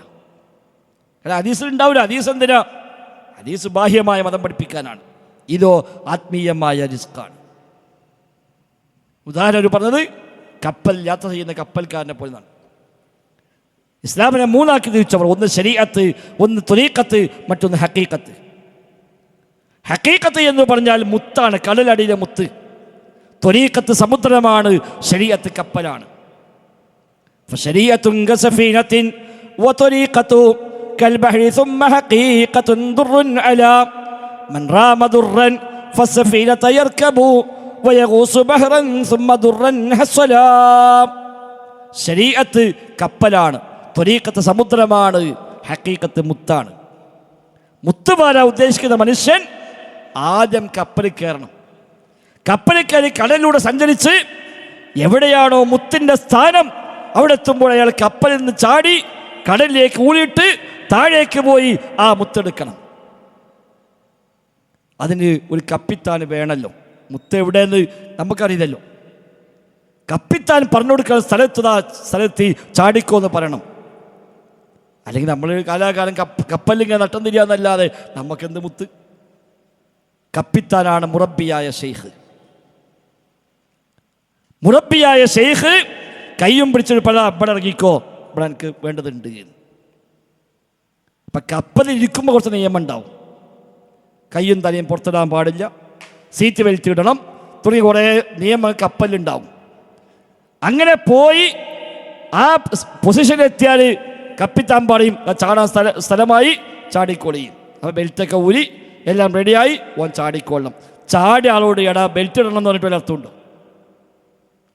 ചാടി ഒരുത്തനോട് ബെൽറ്റ് ഇടണമെന്ന് നിയമം എനിക്കറിയാം വെച്ചാൽ അത് എനിക്കല്ല, എനിക്കില്ല. അതാ ഇപ്പം മറ്റവൻ ചാടിയവനാണ്. CM അടവ് ചാടിയ ആളാണ്, കോയപ്പാപ്പ ചാടിയ ആളാണ്. എവിടേക്ക്? മുത്തെടുക്കാൻ. പിന്നെ ബാങ്ക് കൊടുക്കുമ്പോൾ മൂപ്പര് പള്ളിയിൽ കയറുന്നില്ല. നമ്മൾ പറയാം എന്താ മൂപ്പര് നിസ്കരിക്കാത്ത? അതെനിക്കുള്ള നിസ്കാരം നമുക്ക് ഇല്ല, കഴിഞ്ഞു. കപ്പലിൽ പോയ കാലത്ത് ബെൽറ്റ് ഇട്ടിരുന്നു. ശരീഅത്താന കപ്പലിലൂടെ പോയിട്ടാണ് ചാടിയത്. ഒരു കുറച്ചു കാലം നിസ്കരിച്ച് അങ്ങനെ പോയി മുങ്ങാൻ ചാടാണ് സ്ഥലമെത്തിയപ്പോൾ ചാടി. ഇനി ഓനെ നോക്കിയിട്ട് എന്താ നിസ്കരിക്കാത്തത്, എന്താ നോമ്പ് വയ്ക്കാത്തത് എന്ന് ചോദിക്കാൻ അർത്ഥമില്ല. അത് കപ്പലിലെ നിയമമാണ്. ആ നിയമം പഠിപ്പിക്കാനാണ് അമ്പിയാക്കൾ വന്നത്. ഓലെ പഠിപ്പിച്ചു. അപ്പം നമ്മൾ കാലാകാലം കപ്പലിൽ ഇങ്ങനെ നട്ടം തിരിയാണ്. എത്ര കൊല്ലം തിരിഞ്ഞാലും മുത്ത് കിട്ടൂല. നമ്മൾ ബാങ്ക് കൊടുക്കും, പള്ളിയിൽ പോകും, റമദാൻ മാസം കണ്ട നോമ്പ് കൊടുക്കും, 2% സക്കാത്ത് കൊടുക്കും, ഇടയ്ക്കൊന്ന് ഹജ്ജിന് പോകും, ഉംറയ്ക്ക് പോകും. ഇതൊക്കെ കപ്പലിലെ നിയമങ്ങളാണ്. നമ്മൾ ജീവിതകാലം ഫുള്ള് കപ്പലിൽ ഇങ്ങനെ കറങ്ങാതല്ലാതെ ലക്ഷ്യം നേടൂല. മുത്തുദ്ദേശിക്കുന്ന മനുഷ്യൻ കപ്പലിൽ കയറണം. എന്നിട്ട് കടലിലേക്ക് മുങ്ങി ആ മുത്തവൻ നേടിയെടുക്കണം. അപ്പം ആ നേടുന്ന ത്വരീഖത്തിന് ബൈഅത്ത് ചെയ്യാൻ വേണ്ടി പിടിച്ചുകൂട്ടിക്കൊണ്ട് പോയിട്ട് ഷെയ്ഖിൻ്റെ മുന്നിൽ ഹാജരാക്കി പരിചയപ്പെടുത്തുമ്പോൾ ഷെയ്ഖ് ഇതാ പറഞ്ഞു കൊടുക്കുക. എത്ര കാലമായി നിസ്കരിക്കണ്, എത്ര കാലമായി നോമ്പ് വയ്ക്കണ്, എത്ര കാലമായി സക്കാത്ത് കൊടുക്കണ്, എന്തേ കിട്ടിയേക്കും? എന്തേ കിട്ടി? ഒന്നും കിട്ടിയിട്ടില്ല. അപ്പം അതല്ല ലക്ഷ്യം അള്ളാനെ കിട്ടണം. ആ മുത്താണ് അള്ളാഹ്. അതിനിങ്ങനെ കാലാകാലം ഇങ്ങനെ പോയാൽ കിട്ടൂല. അവിടെ മുങ്ങാനുള്ള സ്ഥലം ഞാൻ കാണിച്ചാൽ എനിക്കറിയാം, ഞാൻ കപ്പിത്താനാണ്. അതാ മുറബിയായ ഷെയ്ഖ്. അപ്പം എന്താ ചെയ്യേണ്ടത്? അപ്പം ചാടുമ്പോൾ കുറച്ച് പണിയൊക്കെ എടുക്കാണ്ടാവും. അത് ഈ നിയമങ്ങളല്ല, വേറെ ചില നിയമങ്ങൾ പറഞ്ഞെടുത്തിട്ട് ഇതൊക്കെ ചെയ്ത് ചാടാൻ തയ്യാറാണോ, കൈ പിടിച്ചോ, ബൈഅത്ത് ചെയ്തോ. അതാ ബൈഅത്ത്. പിന്നെ ഓൻ ചാടുമ്പോൾ മറ്റോ ബാക്കിൽ നിന്ന് ചോദിക്കുക, അല്ലടാ സീറ്റ് ബെൽറ്റ് രണ്ടേന്ന് വിട്ട കുഞ്ഞോ, ഇതിന് എന്നോട് വർത്തമാനം അറിയില്ല. അതാ വഹാബിന് ചോദിക്കുക, ഈ നിൽക്കുന്ന ഹദീസിലുണ്ടോ? എന്താ ഹദീസ്? അതെനിക്കല്ല ഹദീസ്. നമ്മൾ അവിടുന്ന് വിട്ടു, ആ റേഞ്ച് വിട്ടു, അതൊക്കെ ചെല്ലിട്ട് ഇവിടെ എത്തി, അത് കഴിഞ്ഞു. ഇനി ഷെയ്ഖ് പറയും എവിടെ ചാടണം, എവിടെ മുങ്ങണം, എത്ര ആഴത്ത് പോകണം ഷെയ്ഖ് പറയും. അപ്പം ഷെയ്ഖ് ദിക്റുണ്ടാക്കി കൊടുക്കും. ഷെയ്ഖ് ദിക്റുണ്ടാക്കി കൊടുത്ത് പറയും ഈ ദിക്ർ ചൊല്ലിക്കോ 1,00,000 വട്ടം. അവിടെ ചോദ്യമില്ല. അൽ മുരീദു ഇൻദ ഷെയ്ഖി കൽ മയ്യിത്ത് ഇൻദൽ ഗാസിലി. ഷെയ്ഖിന് മുമ്പിൽ മുരീദ് കുളിപ്പിക്കുന്നതിന് മുമ്പിൽ മയ്യത്തിനെ പോലെയാണ്. മയ്യത്ത് കുളിപ്പിക്കുമ്പോൾ മയ്യത്തിന് പ്രത്യേകിച്ച് സ്വാതന്ത്ര്യമൊന്നുമില്ലല്ലോ. ഇരിക്കുക, കിടത്തേക്ക് എടുക്കുക, മറിച്ചിട്ടാൽ മറിയുക, ഇതെല്ലാം മയ്യത്ത്. ഇതുപോലെ ഷെയ്ഖിൻ്റെ മുമ്പിൽ മുരീദ് നിൽക്കണം. അതിന് റെഡിയാണോ ബൈഅത്ത് ചെയ്യാം. ആ ബൈഅത്തും ചെയ്ത് ഷെയ്ഖിന് പ്രതിജ്ഞ ചെയ്ത് ഞാൻ റെഡി, ചോദ്യമില്ല, ഒരു സംഗതിയും ചോദിക്കൂല, നിങ്ങൾ കാണിച്ചെന്ന വഴിക്ക് ഞാൻ പോരാൻ തയ്യാറാണ്. ഇതാണ് ത്വരീഖത്തിൻ്റെ മർമ്മം. ആ മുങ്ങുന്ന സ്ഥലത്തേക്ക് എത്താൻ വ്യത്യസ്ത വഴിയുണ്ടാകും. കടലിൽ ഒരേ വഴിക്ക് പോയാൽ അവിടെ എത്തുള്ളൂല്ലോ. ഏത് ഭാഗത്തുനിന്നും കയറാം, ഏത് വഴിക്കും പോകാം. അവസാനം ചെന്നെത്തുന്ന സ്ഥലം ഒന്നാണ്. ഈ വഴികളാണ് ഒന്ന് ഖാദിരിയ, ഒന്ന് റിഫാഇയ, ഒന്ന് നക്ഷബന്ദിയ, ഒന്ന് സുഹ്റവർദിയ, ഒന്ന് ഐദറൂസിയ, ഒന്ന് തീജാനിയ. ഇതൊക്കെ എന്താ? ഇതൊക്കെ വ്യത്യസ്ത വഴികൾ. ഈ ഏത് വഴിക്ക് പോയാലും പോയിന്റിലേക്ക് എത്താം. ചില വഴി സിമ്പിളാകും, ചില വഴി കുറച്ച് കർക്കശമാകും. അപ്പോൾ ആളുകളുടെ സൗകര്യം അനുസരിച്ച് ഇഷ്ടമുള്ളത് എടുക്കാം. ഓരോ ത്വരീഖത്ത് കയറിയാൽ അതിൻ്റെ കുറേ സ്ഥിരം ചൊല്ലേണ്ട ദിക്റുണ്ടാവും. അതിന് റാത്തീബ് എന്ന് പറയാം. അതാ റാത്തീബ്, പതിവായി ചൊല്ലേണ്ടത്. അപ്പോൾ ഓരോ ത്വരീഖത്തിന് വ്യത്യാസം ഉണ്ടാവും. ചിലതിന് ശക്തമായ പരീക്ഷണങ്ങളായിരിക്കും. റിയാദകൾ എന്നാണ് ഒരു പറയാം, റിയാദ ട്രെയിനിങ്ങുകൾ. അത് ഓരോ ത്വരീഖത്തിന് ഓരോ കോലത്തെ റിയാദകൾ. ആ റിയാദകളൊക്കെ ചെയ്യാൻ തയ്യാറായി ഷെയ്ഖിന് മുമ്പിൽ മയ്യിത്തിനെ പോലെ കിടന്നുകൊടുത്ത് എന്തിനും ഏതും റെഡിയായി അവൻ മുന്നോട്ട് പോകണം. മൊഹീദ്ദീൻ ഷെയ്ഖായി വരുന്ന കാലത്ത് മൂപ്പനും ഈ ട്രെയിനിങ് ആയിട്ട് വന്ന ആളാണ്, റിയാദ് ആയിട്ട് വന്ന ആളാണ്. ഷെയ്ഖിൻ്റെ റിയാദ് വ്യത്യസ്ത രൂപത്തിലായിരുന്നു. ഷെയ്ഖ് നടന്നു പോകുമ്പോൾ വരുന്ന വഴിക്ക് വേറെ ആളിങ്ങനെ വരുന്നുണ്ട്, അവിടെ നിന്ന് കണ്ട്. അപ്പോൾ അത് അതിലും വലിയ ഷെയ്ഖാണ്. ഇദ്ദേഹത്തെ ടെസ്റ്റ് ചെയ്യാൻ വേണ്ടി വന്നതാണ്. വഴി വെച്ച് കണ്ടുമുട്ടി, സലാം പറഞ്ഞു, വർത്താനൊക്കെ പറഞ്ഞു. ഇവിടെ നിൽക്കിയിട്ട് ഞാൻ വരാമെന്ന് പറഞ്ഞു. അവിടെ നിർത്തിയിട്ടാണ്ട് പോയി. അവിടെ നിന്നു. ഇയാൾ വരുന്നില്ല. സമയം കഴിഞ്ഞു, വൈകുന്നേരമായി, രാത്രിയായി, മറ്റാൾ വരുന്നില്ല. അവിടെ നിന്നു നിൽക്കാൻ പറഞ്ഞതല്ലേ. നേരം വെളുത്തു, പിറ്റേന്നായി, അതിന് പിറ്റേന്നായി, ദിവസങ്ങൾ കഴിഞ്ഞു, ആഴ്ചകൾ കഴിഞ്ഞു, മാസങ്ങൾ കഴിഞ്ഞു, മറ്റാൾ വരുന്നില്ല. ഇപ്പോൾ അവിടെ നിൽക്കുകയാണ്. കാരണം നിൽക്കാൻ പറഞ്ഞാൽ അവിടെ ഇതാ ട്രെയിനിങ്, ഓൻ നിൽക്കുമെന്ന് നോക്കുക, എന്നാലേ ഓന് പ്രമോഷൻ കിട്ടുള്ളൂ എന്ന്. അങ്ങനെ 1 കൊല്ലം കഴിഞ്ഞിട്ട് അടുത്ത വർഷം അതേ ഡേറ്റ്, ഉദാഹരണം ഇന്ന് ദുൽഖഅദ 28 അന്ന് ഉച്ചക്ക് നിർത്തിപ്പോയതാണെങ്കിൽ അടുത്ത ദുൽഖഅദ 28 ഉച്ചക്കുണ്ട് ഇയാൾ ഇങ്ങനെ വരുന്നേ. അപ്പം അതേ സമയത്താണല്ലോ നിങ്ങളിവിടെ നിൽക്കുന്നില്ലേ, സാരല്ല, വർത്താനൊക്കെ പറഞ്ഞു, നിൽക്കില്ല ഞാൻ വരാറിന്. ഇയാൾ പോയി. പിന്നെ വന്നത് അടുത്ത കൊല്ലം അതേ ഡേറ്റിനാണ്. അപ്പോൾ കൊല്ലം 2ആയി ആ നൃത്തം നിൽക്കുക അവിടെ. എനിക്ക് ഭക്ഷണമില്ല, വെള്ളമില്ല, നിസ്കാരമില്ല, നോമ്പില്ല. കാരണം മറ്റേ നിർത്തിപ്പോയതാണ്, അതറിയാല. അല്ല ഇനിയിപ്പോൾ നിർത്തിയപ്പോൾ എനിക്ക് നിസ്കരിക്കേണ്ട ചോദിച്ചാലോ, ഔട്ടായി. ടെസ്റ്റിന് പാസ്സാവില്ല, ഫെയിലായി. അന്നും നിർത്തിപ്പോയി. പിന്നെ വന്ന അടുത്ത കൊല്ലമാണ്. അപ്പോഴേ കൊല്ലം 3ആയി. അപ്പോഴും ഷെയ്ഖ് അവിടെ നിൽക്കുകയാണ്. അപ്പോൾ പാസ്സായി, ഓക്കെ, കറക്റ്റ്, റെഡി, പ്രമോഷൻ സെറ്റായി. അതാ മുഹീദ്ദീന്മാരെ കാണാം. ഒരു കാമൽ നിന്നിട്ട് ഒരു ഖത്തം തീർത്തോവർ, ഒരു ചൊൽ മുതലായി 3 ആണ്ട് കാത്തോവർ. ഒരു കാര്യം നിന്നിട്ട് ഒരു ഖത്തം തീർത്തു, അതിന് ഒരു ടെസ്റ്റ്. ഒറ്റക്കാര്യം വന്നിട്ട് ഖുർആൻ ഫുള്ള് ഓതുകയാണ്, അത് സിമ്പിളായിട്ട് പാസ്സായി. രണ്ടാമത് ഒരു ചൊൽ മുതലായി 3 ആണ്ട് കാത്തോവർ, ഒരു വാക്ക് മുഖവിലക്കെടുത്തുകൊണ്ട് 3 കൊല്ലം കാത്തുനിന്നു, അതിലും പാസ്സായി. അല്ല, മൊയ്തീൻ ഷെയ്ഖ് വെറുതല്ല മൊയ്തീൻ ഷെയ്ഖായത്. മറ്റാരും എത്താത്ത മർത്തബയ്ക്ക് അദ്ദേഹം എത്തി. കുത്തുബുൽ അഖ്താബ്. 1 നൂറ്റാണ്ട് ഒരു കുത്തുബുണ്ടാവുന്ന സൂഫിൻ്റെ വിശ്വാസം. ഇപ്പോൾ കുറേ ഉണ്ട് ഈ നൂറ്റാണ്ടിൽ. എറണാകുളത്തിലെ കുത്തുബ്, ഇവിടെ വേറെ കുത്തുബ്, അങ്ങേപ്പുറത്ത് വേറെ കുത്തുബ്. ഇപ്പം കുത്തുബിനെ കൊണ്ട് ചെറിയ കളിയാണ് ആകെ, എല്ലാവരും കുത്തുബാകാണ്. 1 നൂറ്റാണ്ടിൻ്റെ കുത്തുബ്, അല്ല കുത്തുബുസ്സമാൻ. കുത്തുബ് എന്നാൽ അച്ചുതണ്ട് എന്നാണ്. ആ നൂറ്റാണ്ടിൽ ലോകം മൊത്തം കറങ്ങുക അയാളെ കേന്ദ്രീകരിച്ചു കൊണ്ടാണ്. അല്ല കുത്തുബുസ്സമാൻ. അങ്ങനെ ഓരോ നൂറ്റാണ്ടിലും ഓരോ കുത്തുബ്, ലോകത്ത് തുടക്കം മുതൽ അവസാനം വരെ ഖിയാമത്ത് വരെ വരുന്ന എല്ലാ കുത്തുബുകളും സംഗമിച്ചാൽ അവരുടെ കുത്തുബ്, അതാ കുത്തുബുൽ അഖ്താബ്, അച്ചുതണ്ടുകളുടെ അച്ചുതണ്ട്. ആ പേര് പോലും തൗഹീദുള്ളവന് പറയാൻ പറ്റൂല. ഇബ്രാഹിം ഇസ്ലാം പറഞ്ഞ പോലെ നിങ്ങൾ ഓരോ പേരിടുക, ഞാനതിനെ പേടിക്കണമെന്ന് പറയാ, അത് നടക്കൂല അറിഞ്ഞില്ലേ. നിങ്ങൾ പങ്കുചേർത്തതിന് ഞാനെന്തിനു പേടിക്കണം ഇബ്രാഹിം ഇസ്ലാം ചോദിച്ചത്. നിങ്ങൾ ഓരോരുത്തരെ പങ്കുവെക്കുക, ഇത് മറ്റേ ഷെയ്ഖാണ്, ഇത് ഈ ഷെയ്ഖാണ്, അത് മറ്റാളാണ്, ഇത് ഞാൻ പോലെ പേടിക്കാൻ, അത് നടക്കൂല എന്നാണ് ഇബ്രാഹിം ഇസ്ലാം പറഞ്ഞു. എനിക്ക് അള്ളാഹിനെ പേടിക്കാൻ പറ്റുള്ളൂ എന്ന്. യൂസുഫ് അലൈഹി സ്വലാത്തു വസ്സലാം ജയിലിൽ ചോദിച്ച് പറഞ്ഞില്ലേ, ഇൻഹിയ ഇല്ലാ അസ്മാഉൻ സമ്മൈതുമുഹാ അൻതും വആബാഉകും മാ അൻസലല്ലാഹു ബിഹാ മിൻ സുൽത്താൻ. ഇതൊക്കെ നിങ്ങളെ വാപ്പായിട്ട് കുറേ പേരുന്നല്ലാതെ വേറെ എന്താ പടച്ചറപ്പ് ഒരു തെളിവ് ഇറക്കിയിട്ടില്ല എന്ന് യൂസുഫ് അലൈഹി സ്വലാത്തു വസ്സലാം പ്രഖ്യാപിച്ചത് സൂറത്ത് യൂസുഫിൽ കാണാം. ഹിജ്റ 630 മരിച്ച സുൽത്താൻ ഉലമ എന്നറിയപ്പെടുന്ന ഇസ് ബിൻ അബ്ദുസ്സലാം റഹിമഹുല്ലാ, ലോകത്ത് ഒരു സാക്ഷാൽ സുൽത്താൻ ഉലമയുണ്ട്. ആ പേര് ഇപ്പോൾ കോപ്പിടിച്ചതാ മറ്റേ ചങ്ങാതി. സാക്ഷാൽ സുൽത്താൻ ഉലമ, മുഹയ്യി സുന്ന, ഖാമിഉൽ ബിദ്അ, ബിദ്അത്തിന്റെ കണ്ഠകോടാരിയായ, സുന്നത്തിനെ സജീവമാക്കിയ ഉലമാക്കളുടെ രാജാവെന്ന് വിശേഷിപ്പിക്കപ്പെട്ട സുൽത്താൻ ഉലമ ഇസ് ബിൻ അബ്ദുസ്സലാം റഹിമഹുല്ലാ 1-ാം നമ്പർ അഹ്ലുസുന്നയുടെ നേതാവാണ്. അദ്ദേഹത്തെ കാലത്ത് ഈ കുത്തുബുസ്സമാനും കുത്തുബുൽ അഖ്താബൊക്കെ കണ്ടമാൻ ഇറങ്ങിയപ്പോൾ അദ്ദേഹം ഈ ആയത്തൊന്നിട്ടാണ് പ്രസംഗിച്ചത്.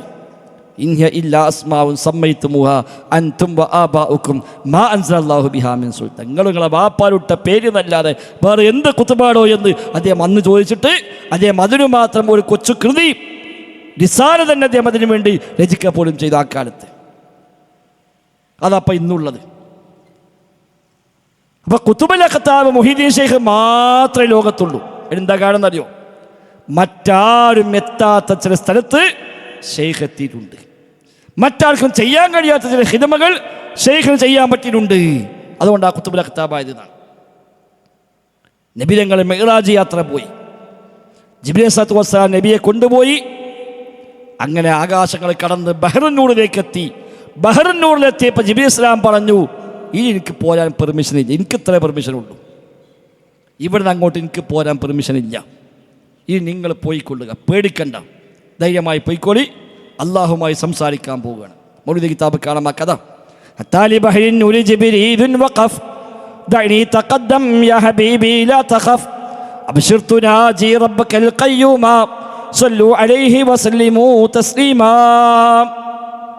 ബഹ്റിനുള്ളിലെത്തിയപ്പോൾ ജിബീൽ നിന്നു.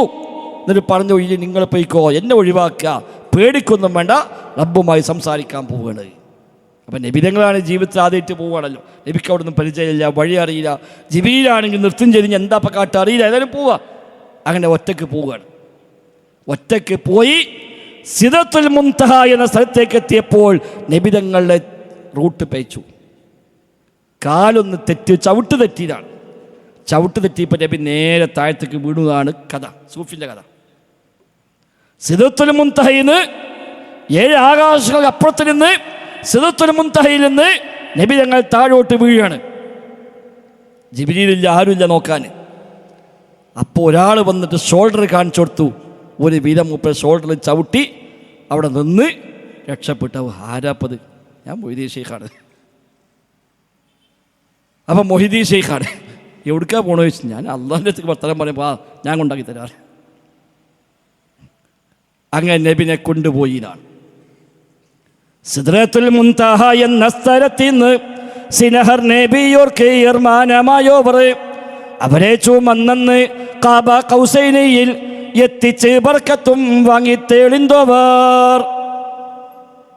സിദ്റത്തുൽ മുൻതഹയിൽ നബിയെ ചുമന്ന് നബിക്കെന്ന ഏർമാനമായി വാഹനമായി മാറി നബിയെ കൊണ്ടുപോയി കാബ കൗസൈന വഅദ്ന എന്ന് പറഞ്ഞ മർത്തബയിൽ അള്ളാഹിനെ മുന്നിൽ കൊണ്ടുപോയി നിർത്തിയിട്ട് പറഞ്ഞു, ഇനി എന്താ വെച്ചെങ്കിൽ പറഞ്ഞോട്, ഞാൻ പോവുകയാണ്. അപ്പം ഈ ഒരു മഹത്വം വേറെ ആർക്കും കിട്ടിയിട്ടില്ല. ഇത് മൊയ്തീൻ ഷെയ്ഖിന് മാത്രം ചെയ്യാൻ കഴിഞ്ഞ സേവനമാണ്. അപ്പം നബി അന്നൊരു വരം കൊടുത്തു. ഏതായാലും ഒരു ആപൽഘട്ടത്തിൽ സഹായിച്ചതാണല്ലോ. അപ്പം എൻ്റെ കാല് നിൻ്റെ ചുമലിൽ തട്ടി, അത് ലോകത്ത് പറക്കില്ലല്ലോ. അതുകൊണ്ട് നിൻ്റെ കാല് ഇനി എല്ലാ ഉലാക്കന്മാരെയും ചുമതലുണ്ടാകും. ഇത് നബി കൊടുത്ത പ്രഖ്യാപന. അതാ കുത്തുബുൽ അഖ്താബ്. കുത്തുബിയത്ത് കാണാം. ഖദ് ഖുൽത ബിൽ ഇദ്നി മിൻ മൗലാക മുഅ്തമിറ ഖദമി അലാ റഖബാത്തിൽ ഔലിയാഇ തുറാബ്. ശൈഖേ, താങ്കൾ പ്രഖ്യാപിച്ചുവല്ലോ, എൻ്റെ കാൽപാദം എല്ലാ ഔലിയാക്കന്മാരുടെയും ചുമതലയുണ്ടാകുമെന്ന്. നിങ്ങൾ അള്ളാഹിൻ്റെ കൽപ്പന പ്രകാരം പ്രഖ്യാപിച്ച ആളാണല്ലോ. അപ്പം എല്ലാ ഔലിയാക്കന്മാരുടെയും ഷോൾഡറിൽ ചവിട്ടിക്കഴി നിൽക്കാനുള്ള പെർമിഷൻ കിട്ടിയ ഏക മനുഷ്യൻ ലോകത്ത് മുഹീദ്ദീൻ ഷെയ്ഖാണ്. അതുകൊണ്ടാണ് അദ്ദേഹം കുത്തുബുൽ അഖ്താബായത്. അച്ചുതണ്ടുകളുടെ അച്ചുതണ്ട്, അത് വേറായിക്കില്ല. എങ്ങനെ സഹോദരൻ നമ്മളിതൊക്കെ പറയാം? എന്ത് കുത്തുബുസ്സമാൻ, എന്ത് ഗൗസുൽ ആലം, എന്ത് കുത്തുബുൽ അഖ്താബ്. അതാണത്രേ ഇപ്പം സുന്നത്ത് ജമാഅത്ത്. അത് നമ്മൾ ഷിയാക്കൾ ഉണ്ടാക്കിയതിനേക്കാളും വലിയ ഫിത്നയാണ്, വിപത്താണ് മുസ്ലിം ഉമ്മത്തിൽ സൂഫികളെ കൊണ്ട് ത്വരീഖത്തെ കൊണ്ടുണ്ടായത്. ഇസ്ലാമിക പണ്ഡിതന്മാർ പോലും പെട്ടുപോയി അതിന്. അഹ്ലുസുന്നയ്ക്ക് വേണ്ടി പണിയെടുക്കുന്നുവെന്ന് ആത്മാർത്ഥമായി വിചാരിച്ച പണ്ഡിതന്മാർ പോലും ഈ തസവുഫിൻ്റെ വഴിയെ പെട്ടുപോയി. നമ്മുടെ നാട്ടിൽ ആ തസവുഫിനെ പ്രൊമോട്ട് ചെയ്യാൻ വേണ്ടി സമസ്ത എന്ന സംഘടനയും ഉണ്ടായി. അവരുതാണ് ജാറങ്ങൾ. ഷിയാക്കൾക്കും സൂഫികൾക്കും ജാറങ്ങളുണ്ട്. ഷിയാക്കൾക്കും സൂഫികൾക്കും പദ്യങ്ങളും ഗദ്യങ്ങളുമായി ധാരാളമായ കൃതികൾ അവർക്കുണ്ട്. സൂഫികൾക്കും ഷിയാക്കൾക്കും അഇമ്മത്ത് എന്ന പേരിൽ ചില അപ്രമാദം കൽപ്പിക്കപ്പെടുന്ന ആളുകളുണ്ട്. അവരെ സംബന്ധിച്ച് മറഞ്ഞ കാര്യം എല്ലാവർക്കും അറിയാം. അത് അള്ളാഹ്ക്ക് മാത്രമൊന്നുമില്ല.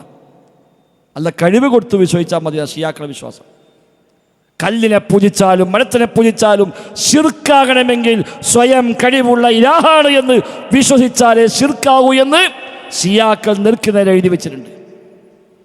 അത് തന്നെയാണ് സൂഫി പറഞ്ഞത്. ഖാലിഖാന്ന് വിശ്വാസമല്ലേ, ഇലാഹാന്ന് വിശ്വാസമല്ലേ, ശിർക്കിൻ്റെ പ്രശ്നമേ ഇല്ല. അത് ഷിയാക്കളും പറഞ്ഞു. എല്ലാ കാലത്തും ഷിയാക്കൾ എഴുതി. ഇറാനിലെ ഖുമൈനി വരെയുള്ള ആളുകൾ ഇതേ വചനം, ഇതേ ആശയം അതേ പദങ്ങളിൽ രേഖപ്പെടുത്തി വെച്ചത് കാണാൻ കഴിയും. അതാണ് സമസ്തന തൗഹീദ്. ഇലാഹാന്ന് വിശ്വാസമില്ലെങ്കിൽ ശിർക്കില്ല. ഫലം എന്താണ്ടായത്? ആളുകൾ ജീവിതത്തിൽ എന്തു പ്രശ്നങ്ങൾക്കും പടപ്പിലേക്ക് പോയി. നാട് മുഴുവൻ ജാറങ്ങളായി, നാട് മുഴുവൻ സിദ്ധന്മാരായി, ബീവിമാരായി, തങ്ങന്മാരായി, ഹോജാക്കന്മാരായി, ഉസ്താദുമാരായി. അവിടെ ചെന്ന് ആളുകൾ ക്യൂ നിൽക്കുന്നത് എന്തിന്? രോഗം ശിഫയാവാൻ, മുറാദ് ഹാസിലാവാൻ, കളഞ്ഞുപോയ വസ്തു കിട്ടാൻ, ജോലി ശരിയാവാൻ, വിവാഹം ശരിയാവാൻ, വിസ കിട്ടാൻ, അങ്ങനെ തുടങ്ങി എന്തേതു പ്രശ്നങ്ങൾക്കും അവിടെ ചെന്ന് പറഞ്ഞാൽ മതി എന്ന അവസ്ഥ ഉണ്ടായി. ഇസ്ലാമിലുണ്ടോ അങ്ങനെ? നബി തങ്ങളുടെ പ്രാർത്ഥന, വലാ തക്കിൽനി ഇലാ നഫ്സി തുറഫത ഐൻ, റബ്ബേ ഒരു കണ്ണ് ചെമ്മി തുറക്കുന്ന സമയം പോലും എൻ്റെ കാര്യം എന്നെ ഏൽപ്പിക്കുന്ന റബ്ബേന. ലോകത്തിൻ്റെ കാര്യം എന്നെ ഏൽപ്പിക്കല്ല എന്നല്ല, എൻ്റെ കാര്യം എന്നെ ഏൽപ്പിക്കല്ല. ഒരു സെക്കൻഡ് സമയത്തേക്ക്, ഒരു കണ്ണ് ചെമ്മി തുറക്കുന്ന സമയത്തേക്ക് പോലും എൻ്റെ കാര്യം എന്നെ ഏൽപ്പിക്കുന്ന റബ്ബേ എന്ന് നബി തങ്ങൾ ദുആ ചെയ്യുമ്പോൾ ഇവിടെ ലോകത്തിൻ്റെ കാര്യം മൊത്തം കണ്ടോട് ചെയ്യുന്ന ആളുകളായി പലരും രംഗത്ത് വരുന്നു. ഈ കോഴിക്കോട് ജില്ലയിലെ മടവൂരിലെ CM മടവൂർ എന്ന മനുഷ്യൻ മുദബ്ബിറുൽ ആലമാണ്, ലോകം മൊത്തം നിയന്ത്രിക്കുന്ന ആളാണ് എന്ന് ഉസ്താദുമാര് പ്രസംഗിച്ചിട്ട് ഒരാളെങ്കിലും പറഞ്ഞു ഉസ്താദെ അത് ശരിയല്ലോ, അത് പറയാൻ കഴിയില്ലല്ലോ എന്ന് പറഞ്ഞോ? ഇല്ല. അതാ സൂഫിസത്തിൻ്റെ വിജയം, അതാ ഷിയാക്കളുടെ വിജയം. ഈ കുണ്ടോട്ട് ഷിയാക്കളുടെ കേന്ദ്രമായി ഇന്ന് ഔദ്യോഗികമായി മാറിക്കഴിഞ്ഞു. സൂഫി മാത്രമല്ല, തസവുഫ് മാത്രമല്ല, ഔദ്യോഗികമായി ഷിയാക്കളുടെ കേന്ദ്രമായി കുണ്ടോട്ടി മാറി. ഒരേക്കർ സ്ഥലം വരെ വഖഫ് കിട്ടി ഷിയാക്കൾക്ക്. അവിടെ ഷിയാ കേന്ദ്രമുണ്ടായിക്കൊണ്ടിരിക്കുന്നു ഈ കുണ്ടോട്ടിയിൽ. ഒരേക്കർ ഭൂമി ഒരു മുസ്ലിമായ ഹാജിയാര് വഖഫായി കൊടുത്തു. ഹാജിയുടെ വിശ്വാസം പക്ഷേ ഇത് നല്ല ദീനായിരിക്കാം. അവിടെ ഷിയാ ആസ്ഥാനം ഉണർന്നു വരാൻ പോകുന്നു അടുത്ത കാലത്ത് തന്നെ. എല്ലാ ഷിയാത്തിൻ്റെയും കേന്ദ്രമായി അത് മാറുകയാണ്. ത്വരീഖത്തിൻ്റെ കേന്ദ്രമായി ഈ കുണ്ടോട്ടി പണ്ടേ ഉണ്ട്. മുഹമ്മദ് ഷാ വലിയുള്ള ശുദ്ധ ഷിയയാണ്, അള്ളാഹിൻ്റെ വലിയല്ല. അള്ളാഹിൻ്റെ വലിയല്ല, ഒരു സംശയം വേണ്ട. ഒറിജിനൽ ഷിയയാണ്. ഇസ്ലാമിൻ്റെ അഹ്ലുസുന്നയുടെ അഖീദ തകർക്കാൻ, മുസ്ലിമീനെ പിഴപ്പിക്കാൻ വേണ്ടി ബോധപൂർവം ഷിയാക്കളെ ഇറക്കുമതി ചെയ്ത് ഇവിടെ പരിചയപ്പെടുത്തി കൊണ്ടുവന്നതാണ് മുഹമ്മദ് ഷാ. അയാൾ വലിയൊന്നല്ല, അയാൾ അഹ്ലുസുന്നയല്ല, അയാൾ സുന്നിയല്ല, ഒറിജിനൽ ഷിയയാണ്. ആ വഴിയിലേക്കാണ് പിന്നെ ബാക്കിയെല്ലാം വന്നത്. അതിൻ്റെ വ്യത്യസ്തമായ രീതികൾ കുണ്ടോട്ടി നേർച്ച പോലെ, കുണ്ടോട്ടി കുബ്ബ പോലെ, കുണ്ടോട്ടി ജാറം പോലെ ഒക്കെ ഷിയാ കേന്ദ്രങ്ങളാണ്, ഷിയായിസത്തിൻ്റെ ആസ്ഥാനങ്ങളാണ്. ഇന്നത്തെ ഔദ്യോഗികമായ ആസ്ഥാനം കുണ്ടോട്ടി ടൗണിലെ ദേശപ്പുറത്ത് ഉയർന്നുകൊണ്ടിരിക്കുകയാണ്. അവിടെ എല്ലാം വന്ന് കൂടുന്നത് പേര് ത്വരീഖത്ത്. അത് ന്യായീകരിക്കാൻ, അത് തെളിവുണ്ടാക്കാൻ ചില ഉസ്താദുമാർ മുമ്പിലുണ്ടാവുകയും ചെയ്യും. ഇതൊന്നും ദീനല്ല, അഹ്ലുസുന്നയല്ല. അഹ്ലുസുന്നയെ തൻ്റെ നിലപാടായി സ്വീകരിച്ച ഒരു വിശ്വാസിയെ സംബന്ധിച്ച് തനിക്കെല്ലാം തൻ്റെ റബ്ബാണ്. പടപ്പിലേക്ക് ഒന്നുമില്ല. ഒരർത്ഥത്തിലും നബിതങ്ങളുമായി ചില സ്വഹാബിമാർ ബൈഅത്ത് ചെയ്തു. എന്ത്? ഒരാളോടും ഒന്നും ചോദിക്കുകയില്ല, ഒരാളോടും ഒന്നും ചോദിക്കുകയില്ലാതെ ബൈഅത്ത് ചെയ്ത സ്വഹാബിമാരുണ്ട്. എല്ലാവരുമല്ല, കുറച്ച് സ്വഹാബിയാണ്. എന്താ പ്രതിജ്ഞ? ഒരു പടപ്പിനോടും ഒന്നും ചോദിക്കൂല, അനുവദനീയമായ കാര്യമൊന്നും ചോദിക്കൂല. നമ്മളിപ്പോൾ അവിടെ 10 രൂപ കടം ചോദിക്കൂലേ, അതും കൂടി ചോദിക്കൂല. വെള്ളം ചോദിക്കുന്നു, ഭക്ഷണം ചോദിക്കുന്നു, ഒന്നും ചോദിക്കില്ല. ഒരു പടപ്പിനോടും യാതൊരു ചോദ്യവുമില്ല എന്ന് നബിയുമായി കരാർ ചെയ്ത ചില സ്വഹാബിമാരുണ്ടായിരുന്നു. അവർ ജീവിതകാലം മുഴുവൻ അത് പാലിച്ചു. എന്നാൽ അവരെക്കുറിച്ച് പിന്നീട് കാണാം, അവർ കഴുതപ്പുറത്ത് ഒട്ടകപ്പുറത്ത് പോകുമ്പോൾ തൻ്റെ വടി താഴോട്ട് വീണാൽ ആ വടി എടുക്കാൻ പോലും ഒരാളുടെ പറയില്ല എന്നാണ്. അവരെന്നെ ഇറങ്ങി വടിയെടുത്ത് വീണ്ടും കയറുന്നു. അതൊന്നും എടുക്കുമെന്ന് ചോദിക്കൂല. കാരണം എന്താ? ഒരു പടപ്പിനോട് ചോദ്യമില്ല എന്ന് നബിക്ക് കരാർ കൊടുത്താളാണ്. അതാണ് അഹ്ലുസുന്നെ പ്രോത്സാഹിപ്പിക്കുന്ന വഴി. ഒരാളെയും ആശ്രയിക്കാതിരിക്കുക, ഒരാളെയും അവലംബിക്കാതിരിക്കുക, ഒരാളെ മുമ്പിൽ കൈ നീട്ടാതിരിക്കുക, യാചിക്കാതിരിക്കുക.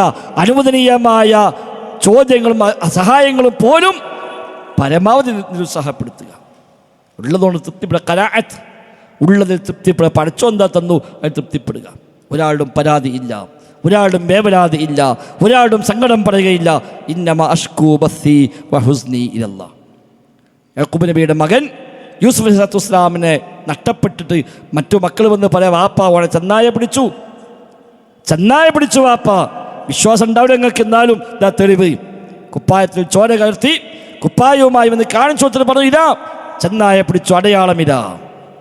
എന്താ യാക്കൂബ് നബിയുടെ പ്രതികരണം? ഖാല ബൽ സവ്വലത് ലക്കും അൻഫുസുകും അംറാ ഫസബ്റുൻ ജമീൽ വല്ലാഹുൽ മുസ്തആനു അലാ മാ തസിഫൂൻ. നിങ്ങൾക്ക് തോന്നിയ എന്തോ പണി നിങ്ങൾ ഒപ്പിച്ചിട്ടുണ്ട്. ഫസബ്റുൻ ജമീൽ, ഞാൻ കൈക്കൊള്ളുന്നത് സബ്റുൻ ജമീലാണ്. എന്താ സബ്റുൻ ജമീൽ? സബ്ർ നമുക്കൊക്കെ പരിചയമുണ്ട്, ക്ഷമ. സബ്റുൻ ജമീൽ നമ്മൾ പരിചയപ്പെട്ട സബ്റല്ല. ക്ഷമയ്ക്ക് 4 തരം ഘട്ടങ്ങളാണ്. 4 ഐറ്റം ക്ഷമയുണ്ട്. അതിന് ഏറ്റവും ടോപ്പ് ക്ഷമക്കാണ് സബ്റുൻ ജമീൽ. ഇബ്നു കസീർ റഹിമഹുല്ലാഹ് തഫ്സീർ നൽകി, അല്ലദീ ലാ ശക്വാ മഅഹു, ഒരു പരാതി പോലുമില്ലാത്ത ക്ഷമ. ഒരാളോടൊരു പരാതി ഇല്ല പറയില്ല. മക്കളെ എന്ത് പണികൾ കാട്ടിയത് ചോദിച്ചിട്ടില്ല. എന്തേ നിങ്ങൾ ചെയ്തു ചോദിച്ചിട്ടില്ല. അത് ചോദിച്ചാൽ സബ്റുൻ ജമീലല്ല. സബ്ർ പല ടൈപ്പാണ്. 4 പൊട്ടിച്ചിട്ട് പറഞ്ഞു, ഏതെല്ലാം ക്ഷമിക്കുകയാണ് പെയ്ക്കവിടുന്ന് പറഞ്ഞു. അത് ക്ഷമയാണ്, സബ്റുൻ ജമീലല്ല. സബ്റുൻ ജമീൽ എന്താ? ഒരു പരാതി പോലുമില്ല, ആക്ഷേപം പോലുമില്ല. എൻ്റെ കുട്ടികളങ്ങനെ ചെയ്തല്ലോ, എനിക്ക് ഗതി വന്നല്ലോ, അതുപോലുമില്ല. ഉള്ള പരാതി അള്ളാഹിനോട് പറയാം. ഇന്നമ അഷ്കൂ ബസ്സി വഹുസ്നി ഇലല്ലാഹ്, എൻ്റെ അപരാധികൾ, എൻ്റെ വേദനകൾ എൻ്റെ റബ്ബിനോട് മാത്രമേ ഞാൻ പറയൂ, എനിക്കൊന്നും പറയാനില്ല.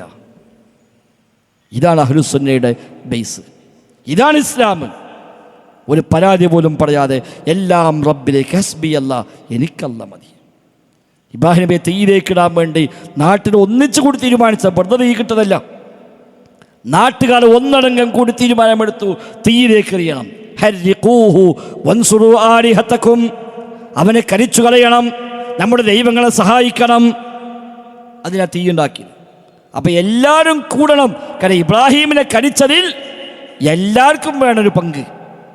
അല്ലെങ്കിൽ കുറച്ച് കഴിയുമ്പോൾ പറയും, അത് എനിക്ക് അഭിപ്രായം ചെയ്യുന്നു, ഓരൊക്കെ പാടെ തീരുമാനിച്ചതാന്ന്. ഇല്ല, അത് പറയണ്ട, എല്ലാവരും കൂടട്ടെ.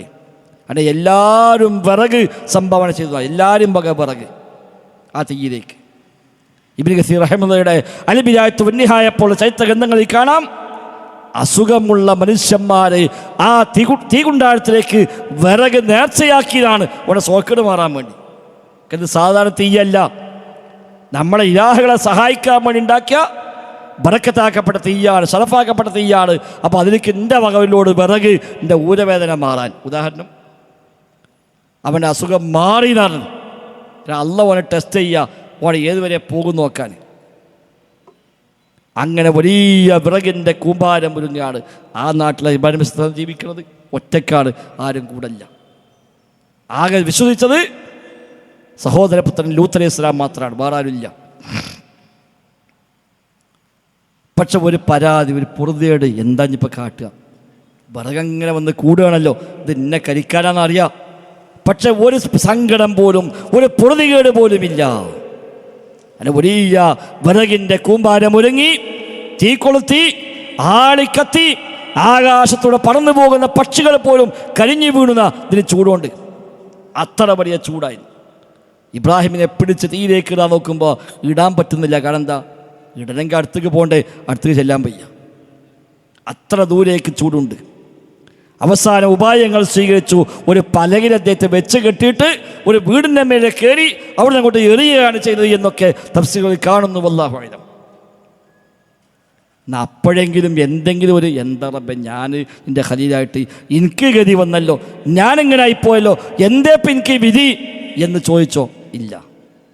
ഹസ്ബി അല്ലാഹു വനിഅമൽ വക്കീൽ, എനിക്കല്ല മതി. ഈ തീയിൽ കത്തിക്കഴിഞ്ഞു പോകാനാണ് എൻ്റെ റബ്ബിന് തീരുമാനമെങ്കിൽ അത് സംഭവിക്കും. ഈ തീ കൊണ്ട് എനിക്കൊന്നും സംഭവിക്കാതിരിക്കാനാണോ റബ്ബിന് തീരുമാനം എങ്കിൽ അതേ ഉണ്ടാകൂ. ഹസ്ബി അല്ലാ, എനിക്കല്ല മതി. അല്ലാ പറഞ്ഞ തീയിനോട് ഇബ്രാഹീമിനെ തൊടാൻ പാടില്ല. തീ അല്ലാൻ്റെ സൃഷ്ടിയാണ്, ഇബ്രാഹിം അല്ലാൻ്റെ സൃഷ്ടിയാണ്, വിറക് അല്ലാൻ്റെ സൃഷ്ടിയാണ്. അല്ലാ പറഞ്ഞു കുല്ലായാനറുകൂനി ബർദം വസലാമൻ അലാ ഇബ്രാഹിം. ഇബ്രാഹിമിന് തണുപ്പായി മാറണം, രക്ഷയായി മാറണം. പുറത്തേക്ക് പെരുംചൂട് ആളിക്കത്തുന്നു, ഉള്ളിൽ നല്ല തണുപ്പ്, നല്ല സുഖമായി അദ്ദേഹം അവിടെ കഴിഞ്ഞുകൂടുന്നു. ദിവസങ്ങളിൽ നിന്ന് ആളിക്കത്തി അവസാനം കെട്ടടങ്ങുമ്പോൾ നാട്ടിലേക്ക് സമാധാനം, ഓൻ്റെ ശല്യം ഒഴിവായി കിട്ടി. പക്ഷേ ഒരു രോമത്തിന് പോലും പോളതേക്കാതെ ഇറങ്ങി വരുന്ന ഇബ്രാഹിം നബി സ്വല്ലല്ലാഹു അലൈഹി വസല്ലം, ആ ബോധ്യം, അതാ നിർഭയത്വം. അല്ലാഹ് മദീന ഉറപ്പിച്ചാലേ ആ നിർഭയത്വം കിട്ടുള്ളൂ. അല്ലാതെ ഉള്ളോടത്ത് മുഴുവൻ പോയി കുടികുത്തിയോടത്തൊക്കെ പോയിട്ട് സങ്കടം പറഞ്ഞവന് എന്ത് നിർഭയത്വമുള്ളത്? രാവിലെ ഇറങ്ങുമ്പോൾ ഒരു പൂച്ച ക്രോസ് ചെയ്താൽ മതി, കറുത്ത പൂച്ച, ഓനെ സമാധാനം കഴിഞ്ഞതുകൂടി. വണ്ടിയെടുത്ത് ഇറങ്ങി റോട്ട് കാഴ്ചപ്പോൾ കറുത്ത പൂച്ചൻ്റെ ഓടി, ഇനിയിപ്പോൾ ഇന്ന് ശരിയാവില്ല, ഇന്ന് ശരിയാ, ചിലപ്പോൾ ക്യാൻസലാക്കിപ്പോൾ ഇനി നടക്കൂല, പോയിട്ട് കാര്യമില്ല. ഞാൻ അഥവാ പോയാലോ, അന്നെങ്ങാനും ഒരു വണ്ടി പഞ്ചറാകും കൂടി ചെയ്താലോ, കണ്ടോ എന്താ അപ്പോഴേ ഉറപ്പാ ഇന്ന് ശരിയാവില്ല. ഈ പൂച്ച എന്ത് പഴിച്ചു, ഓരോ ടയർ മാണിത്തിന് എന്തേ പഞ്ചറായത്? ടയറുമ്പോൾ ആണി കയറി, അല്ലാതൊന്നുമില്ല, പൂച്ച ചാടി കൊണ്ട് ടയർ പഞ്ചറാവും. ഇന്നൊരു മനുഷ്യന്മാർ അസ്വസ്ഥമായി ജീവിക്കുകയാണ്, നിർഭയത്വമില്ല. രാവിലെ എഴുന്നേറ്റ് വരുമ്പോൾ വീടിൻ്റെ വാതിൽക്കൽ കളം വരച്ച കോഴിമുട്ട കണ്ടാൽ മതി, ഓൻ ബേജാറായി. ആരോ വരച്ചു കൊടുത്തിട്ടതാണ്, ഓനാകെ പിടിച്ച് എന്താ ഇപ്പോൾ കാട്ടുന്നത്, ആരോ ചെയ്തതാണ്, എന്തോ പ്രശ്നമാണ്, ഇത് സിഹിറാണ്, അത് മാട്ടാണ്, അത് മാരണമാണ്. എന്നിട്ട് പോകാൻ അത് മെല്ലെ കൈ കൊണ്ട് തൊടാതെ തോണ്ടി പിടിച്ച് ഉറയിക്കിട്ടിട്ട് കൊണ്ടുപോകുക. ഇനി എവിടെ പോയി നോക്കുക, ഇത് അവിടെ ഒരു ബീവിയുണ്ട്, ഇവിടെ തങ്ങളുണ്ട്, അവിടെ ഷെയ്ഖുണ്ട്, അവിടെ ഉസ്താദുണ്ട്, അവിടെ പോയി നോക്കുക. അവിടെ ചെന്നത് ഏതായാലും നിങ്ങൾ ഇവിടെ എത്തിയത് വലിയ ഭാഗ്യം, പഠിച്ചവങ്ങളെ കാത്തു, സാരമില്ല അതവിടെ വെച്ചാളി എന്നും പറഞ്ഞ് ഒരു നൂലും കൊടുത്തത് കിട്ടിയാൽ മതി, സാരമില്ല പൈക്കോളി എന്നും പറഞ്ഞ് 500 വാങ്ങി വെച്ച് പിന്നെ വിട്ടു. നേരെ മറിച്ച് ബിസ്മില്ലാഹില്ലദീ ലാ യദുറു മഅ ഇസ്മിഹി ശൈഉൻ ഫിൽ അർളി വലാ ഫിസ് സമാ വഹുവ സമീഉൽ അലീം. പടച്ചോടെ നാമത്തിൽ ഒന്നും സംഭവിക്കില്ല, ഒരു ഷർറുമില്ല, ഒന്നും സംഭവിക്കാൻ പോകണില്ല. ആ ഉറപ്പുണ്ടെങ്കിലോ കോഴിമുട്ട 1 അല്ല 10 കൊടുത്ത് വരച്ചിട്ടാലും ഓനെന്താ ബിസ്മിൻ ചൊല്ലി ഓനെ തിന്നവാണെങ്കിൽ ഒന്നും വരാൻ പോണില്ല, ഒന്നും വരാൻ പോണില്ല. പരൻ്റെ മുറ്റത്തിലും ഒരു മൂച്ചിത്തയ്യും മുളച്ച് വന്ന് അതിങ്ങനെ വളർന്നു വരുമ്പോഴേക്കും ഓനെ ബേജാറായി. അത് ആദ്യത്തെ പൂത്ത ഒരു പേടി, ഇനിയിപ്പോൾ മറ്റോ വന്ന് നോക്കുമോ, ഓനെ കണ്ണെട്ടോ, എന്നിട്ട് പിന്നെ അയിമ ചട്ടി കൗത്തിക്കുക, കരിങ്കണ്ണ നോക്കൂന്ന് എഴുതിയേക്കുക, അയിമ കറുത്ത നൂല് കെട്ടുക. എന്തിനാ? ഓനെ സെറ് തടുക്കാൻ.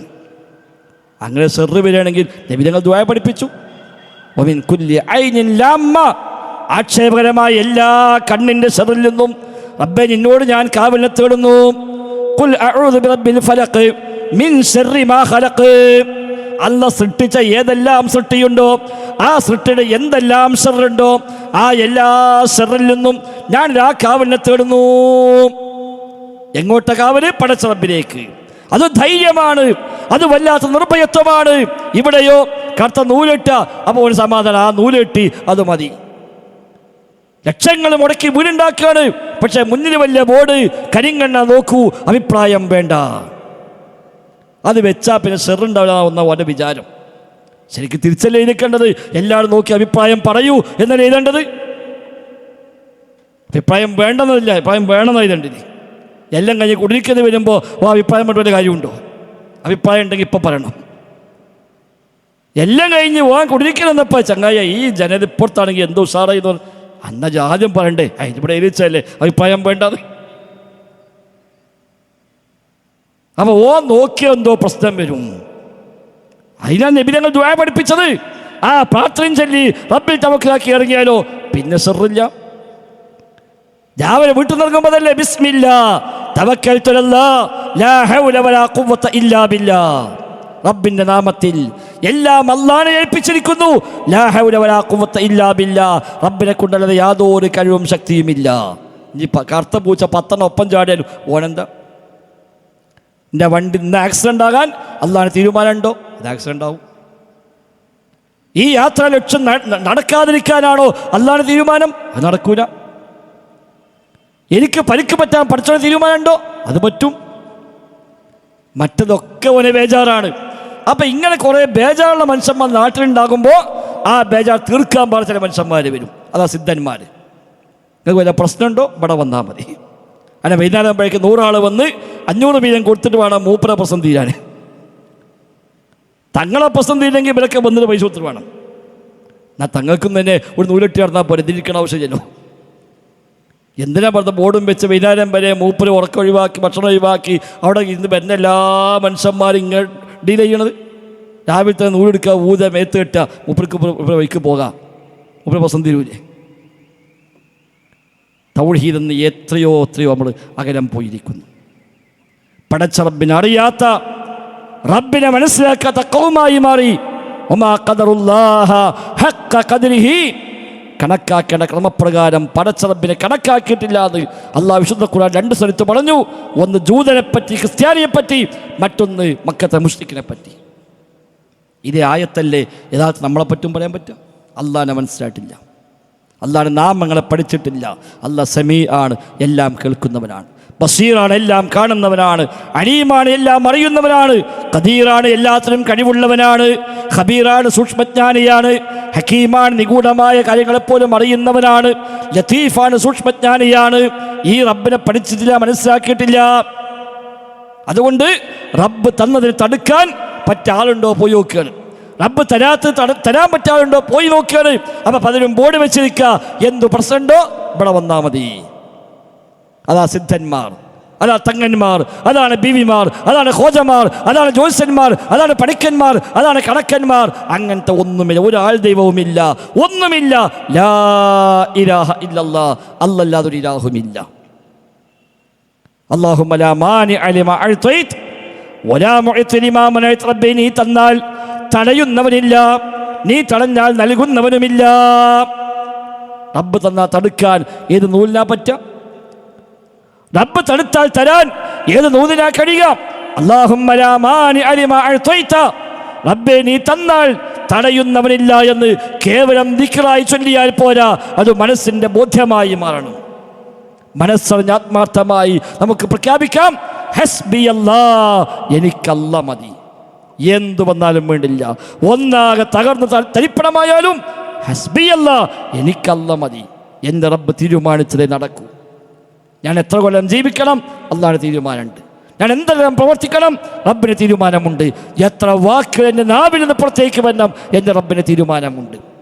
ഞാൻ എന്തൊക്കെ കാണണം, ഞാൻ എന്തൊക്കെ കേൾക്കണം, ഞാൻ എന്തെല്ലാം ചെയ്യണം, ഞാൻ എന്തൊക്കെ ഭക്ഷണം കഴിക്കണം, എല്ലാം റബ്ബിന് തീരുമാനമുണ്ട്. എന്നെനിക്ക് രോഗം വരണം, എന്നാ രോഗം ശിഫയാകണം, റബ്ബിൻ്റെ തീരുമാനമുണ്ട്. അത് റബ്ബ് നമ്മോട് ആവശ്യപ്പെട്ട, നബിതങ്ങൾ നമ്മോട് നിർദ്ദേശിച്ച അനുവദനീയമായ ചികിത്സാ വഴികൾ ലോകത്തിന് സ്വീകരിക്കാം. കാര്യങ്ങൾ നേടാൻ അല്ലാഹു മുസ്ലിം പഠിപ്പിച്ച ഹലാലായ അനുവദനീയമായ വഴികളെ സ്വീകരിക്കാം. രോഗം വന്നാൽ ചികിത്സിക്കാം, മരുന്നുടിക്കാം. മരുന്ന് രോഗം മാറ്റൂല. മരുന്ന് രോഗം മാറ്റൂല. രോഗം മാറ്റുന്നവന് അള്ളയാണ്. ആ അള്ളാഹ് രോഗം മാറാൻ നിശ്ചയിച്ച വ്യത്യസ്തങ്ങളായ വ്യവസ്ഥകളുണ്ട്. അതിൽപ്പെട്ട ഒരു വ്യവസ്ഥയാണ് മരുന്ന്. അല്ലാഹുമ്മ റബ്ബന്നാസ് അദ്ഹിബിൽ ബഅസ് ഇശ്ഫി അൻത ശാഫി ലാ ശിഫാഅ ഇല്ലാ ശിഫാഉക. റബ്ബേ, ജനങ്ങളുടെ രക്ഷിതാവായവനെ, നീ ഈ പ്രയാസമില്ലാതാക്കണേ, നീ ശിഫ നൽകണേ. നീയാണ് ഷാഫി, ശിഫ നൽകുന്നവൻ. നിന്റെ ശിഫയല്ലാതെ മറ്റൊരു ശിഫ ഇല്ല റബ്ബേ. ഇത് സമാധാനമാണ്. മരുന്ന് രോഗം മാറ്റൂല. മരുന്ന് രോഗം മാറാനുള്ള ഒരു നിമിത്തം മാത്രമാണ്. രോഗം മാറാൻ വ്യത്യസ്ത നിമിത്തമുണ്ട്. ഒന്ന് മരുന്നാണ്, മറ്റൊന്ന് സംസമാണ്, നിമിത്തമാണ്. മറ്റൊന്ന് ദുആയാണ്, നിമിത്തമാണ്. ചിലപ്പോൾ മരുന്ന് കുടിച്ചാലും മാറൂല, സംസം കുടിച്ചാലും മാറൂല, എത്ര ദുആയിരുന്നാലും മാറൂല. അതിനർത്ഥം ഇതുകൊണ്ടൊന്നും കാര്യമില്ല എന്നല്ല. ചിലർക്ക് അങ്ങനെ മനസ്സിലായത്, ഞാൻ സംസം വെള്ളം കുടിച്ചിട്ട് എനിക്ക് സോക്കേട് മാറിയിട്ടില്ല, അപ്പം സംസം വെള്ളത്തിന് ബർക്കത്തില്ല, എനിക്ക് മനസ്സിലായി എന്ന് ചില ബുദ്ധിയില്ലാത്തവൻ പറഞ്ഞിട്ടുണ്ട്. ശരിയല്ല. ഒരുത്തം പനിച്ചിട്ട് പാരസെറ്റമോൾ 4 നേരം കുടിച്ചിട്ട് ഒരു കുറവുമില്ല. പാരസെറ്റമോൾ പനിക്കൊന്നുമില്ല കേട്ടോ, ആരോ പുറത്ത് പൊട്ടിച്ചതാണ്, ഞാൻ വിശ്വസിക്കില്ല, എൻ്റെ അനുഭവമാണ് എന്ന് ഓൻ പറഞ്ഞാലോ, ശരിയാണോ, എന്നാൽ പിന്നെ ഞാൻ എൻ്റെ ഒപ്പം കാര്യം പറയും. ചങ്ങായി ഡോക്ടറെ പോയി കണ്ടോ, എൻ്റെ പനി വേറെ ആയിരിക്കും, എനിക്കിത് മതിയാവില്ല എന്നല്ലേ പറയാം. ഇവൻ്റെ ഈ പ്രശ്നത്തിന് ഈ നിമിത്തം ഇപ്പോൾ പോരാ, അല്ലാഹ് അത് തീരുമാനിച്ച അങ്ങനെയാണ്. ചിലപ്പോൾ അല്ലാഹുവിന് സോക്കേട് കൊടുത്തത് വേറെ ഉദ്ദേശത്തിലായിരിക്കും. റബ്ബ് അസുഖം കൊടുത്തവന് 10 കൊല്ലം ഓൻ പരീക്കെടുക്കാനുള്ള തീരുമാനിച്ചു. എന്തേ കാരണം അറിയോ? നാട്ടിൽ എന്തുണ്ടായാലും ഇടപെടുന്ന മനുഷ്യനാ പോലെ. അപ്പോൾ അടുത്ത കൊല്ലം നാട്ടിൽ വലിയൊരു ഫിത്ന വരാനുണ്ട്.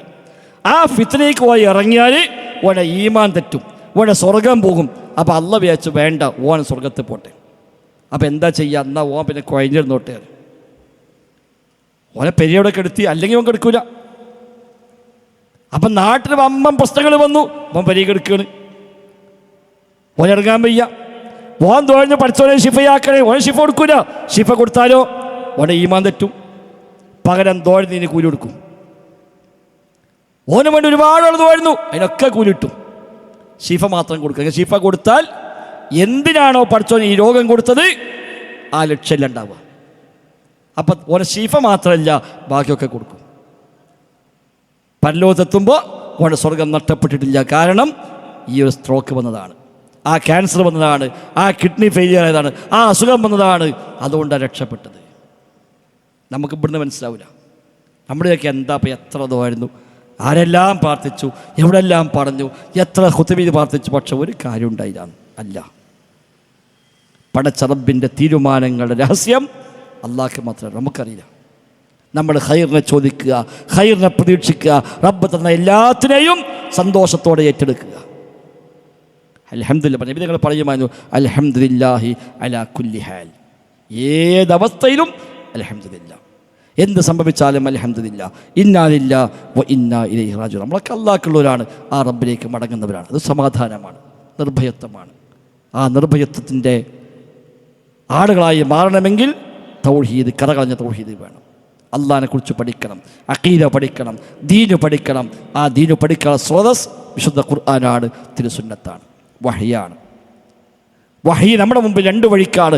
ഒന്ന് ഖുർആന്, മറ്റൊരു സുന്നത്ത്. അത് രണ്ടും പഠിച്ച് അള്ളാഹിനെ മനസ്സിലാക്കി റബ്ബിലേക്ക് പൂർണ്ണമായി മനസ്സ് തിരിഞ്ഞ് നീങ്ങിയാൽ അവൻ ലഭിക്കുന്ന നിർഭയത്വം മറ്റാർക്കും ലഭിക്കൂല. അത് തുരീഖത്തിൽ നിന്ന് കിട്ടൂല, തസൗഫിൽ നിന്ന് കിട്ടൂല, അത് മദ്ഹബിൻ്റെ പിന്നാലെ പോയാൽ മാത്രം കിട്ടൂല.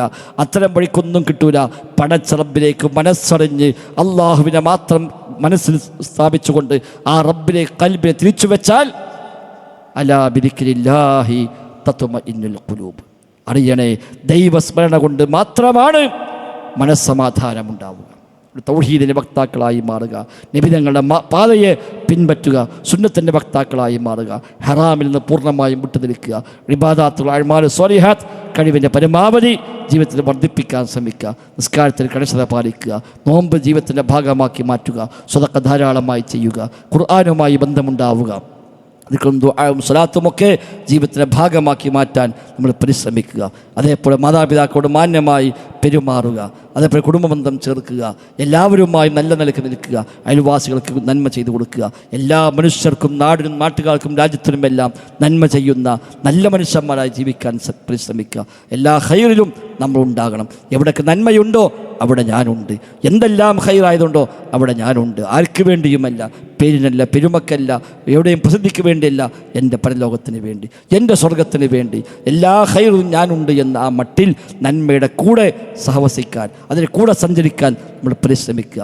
പരീക്ഷയുമായി ബന്ധം വേണ്ട, വ്യഭിചാരത്തേക്ക് നമ്മൾ പോകണ്ട, കൈക്കൂലി നമുക്ക് വേണ്ട, കൊള്ളലാഭങ്ങൾ നമുക്ക് വേണ്ട, അതേപോലെ അഴിമതികൾ വേണ്ട, മദ്യം വേണ്ട, ലഹരി വേണ്ട, ഹറാമായൊരു വഴിക്കും പോകരുത്. ഹറാമുകളെല്ലാം നമ്മുടെ പരലോകം തകർത്ത് കളയുന്ന കാര്യമാണ്, എല്ലാ ബർക്കത്തും നഷ്ടപ്പെടുന്ന കാര്യമാണ്. അത്തരം എല്ലാ ഹറാമെന്നും മുക്തമാവുക.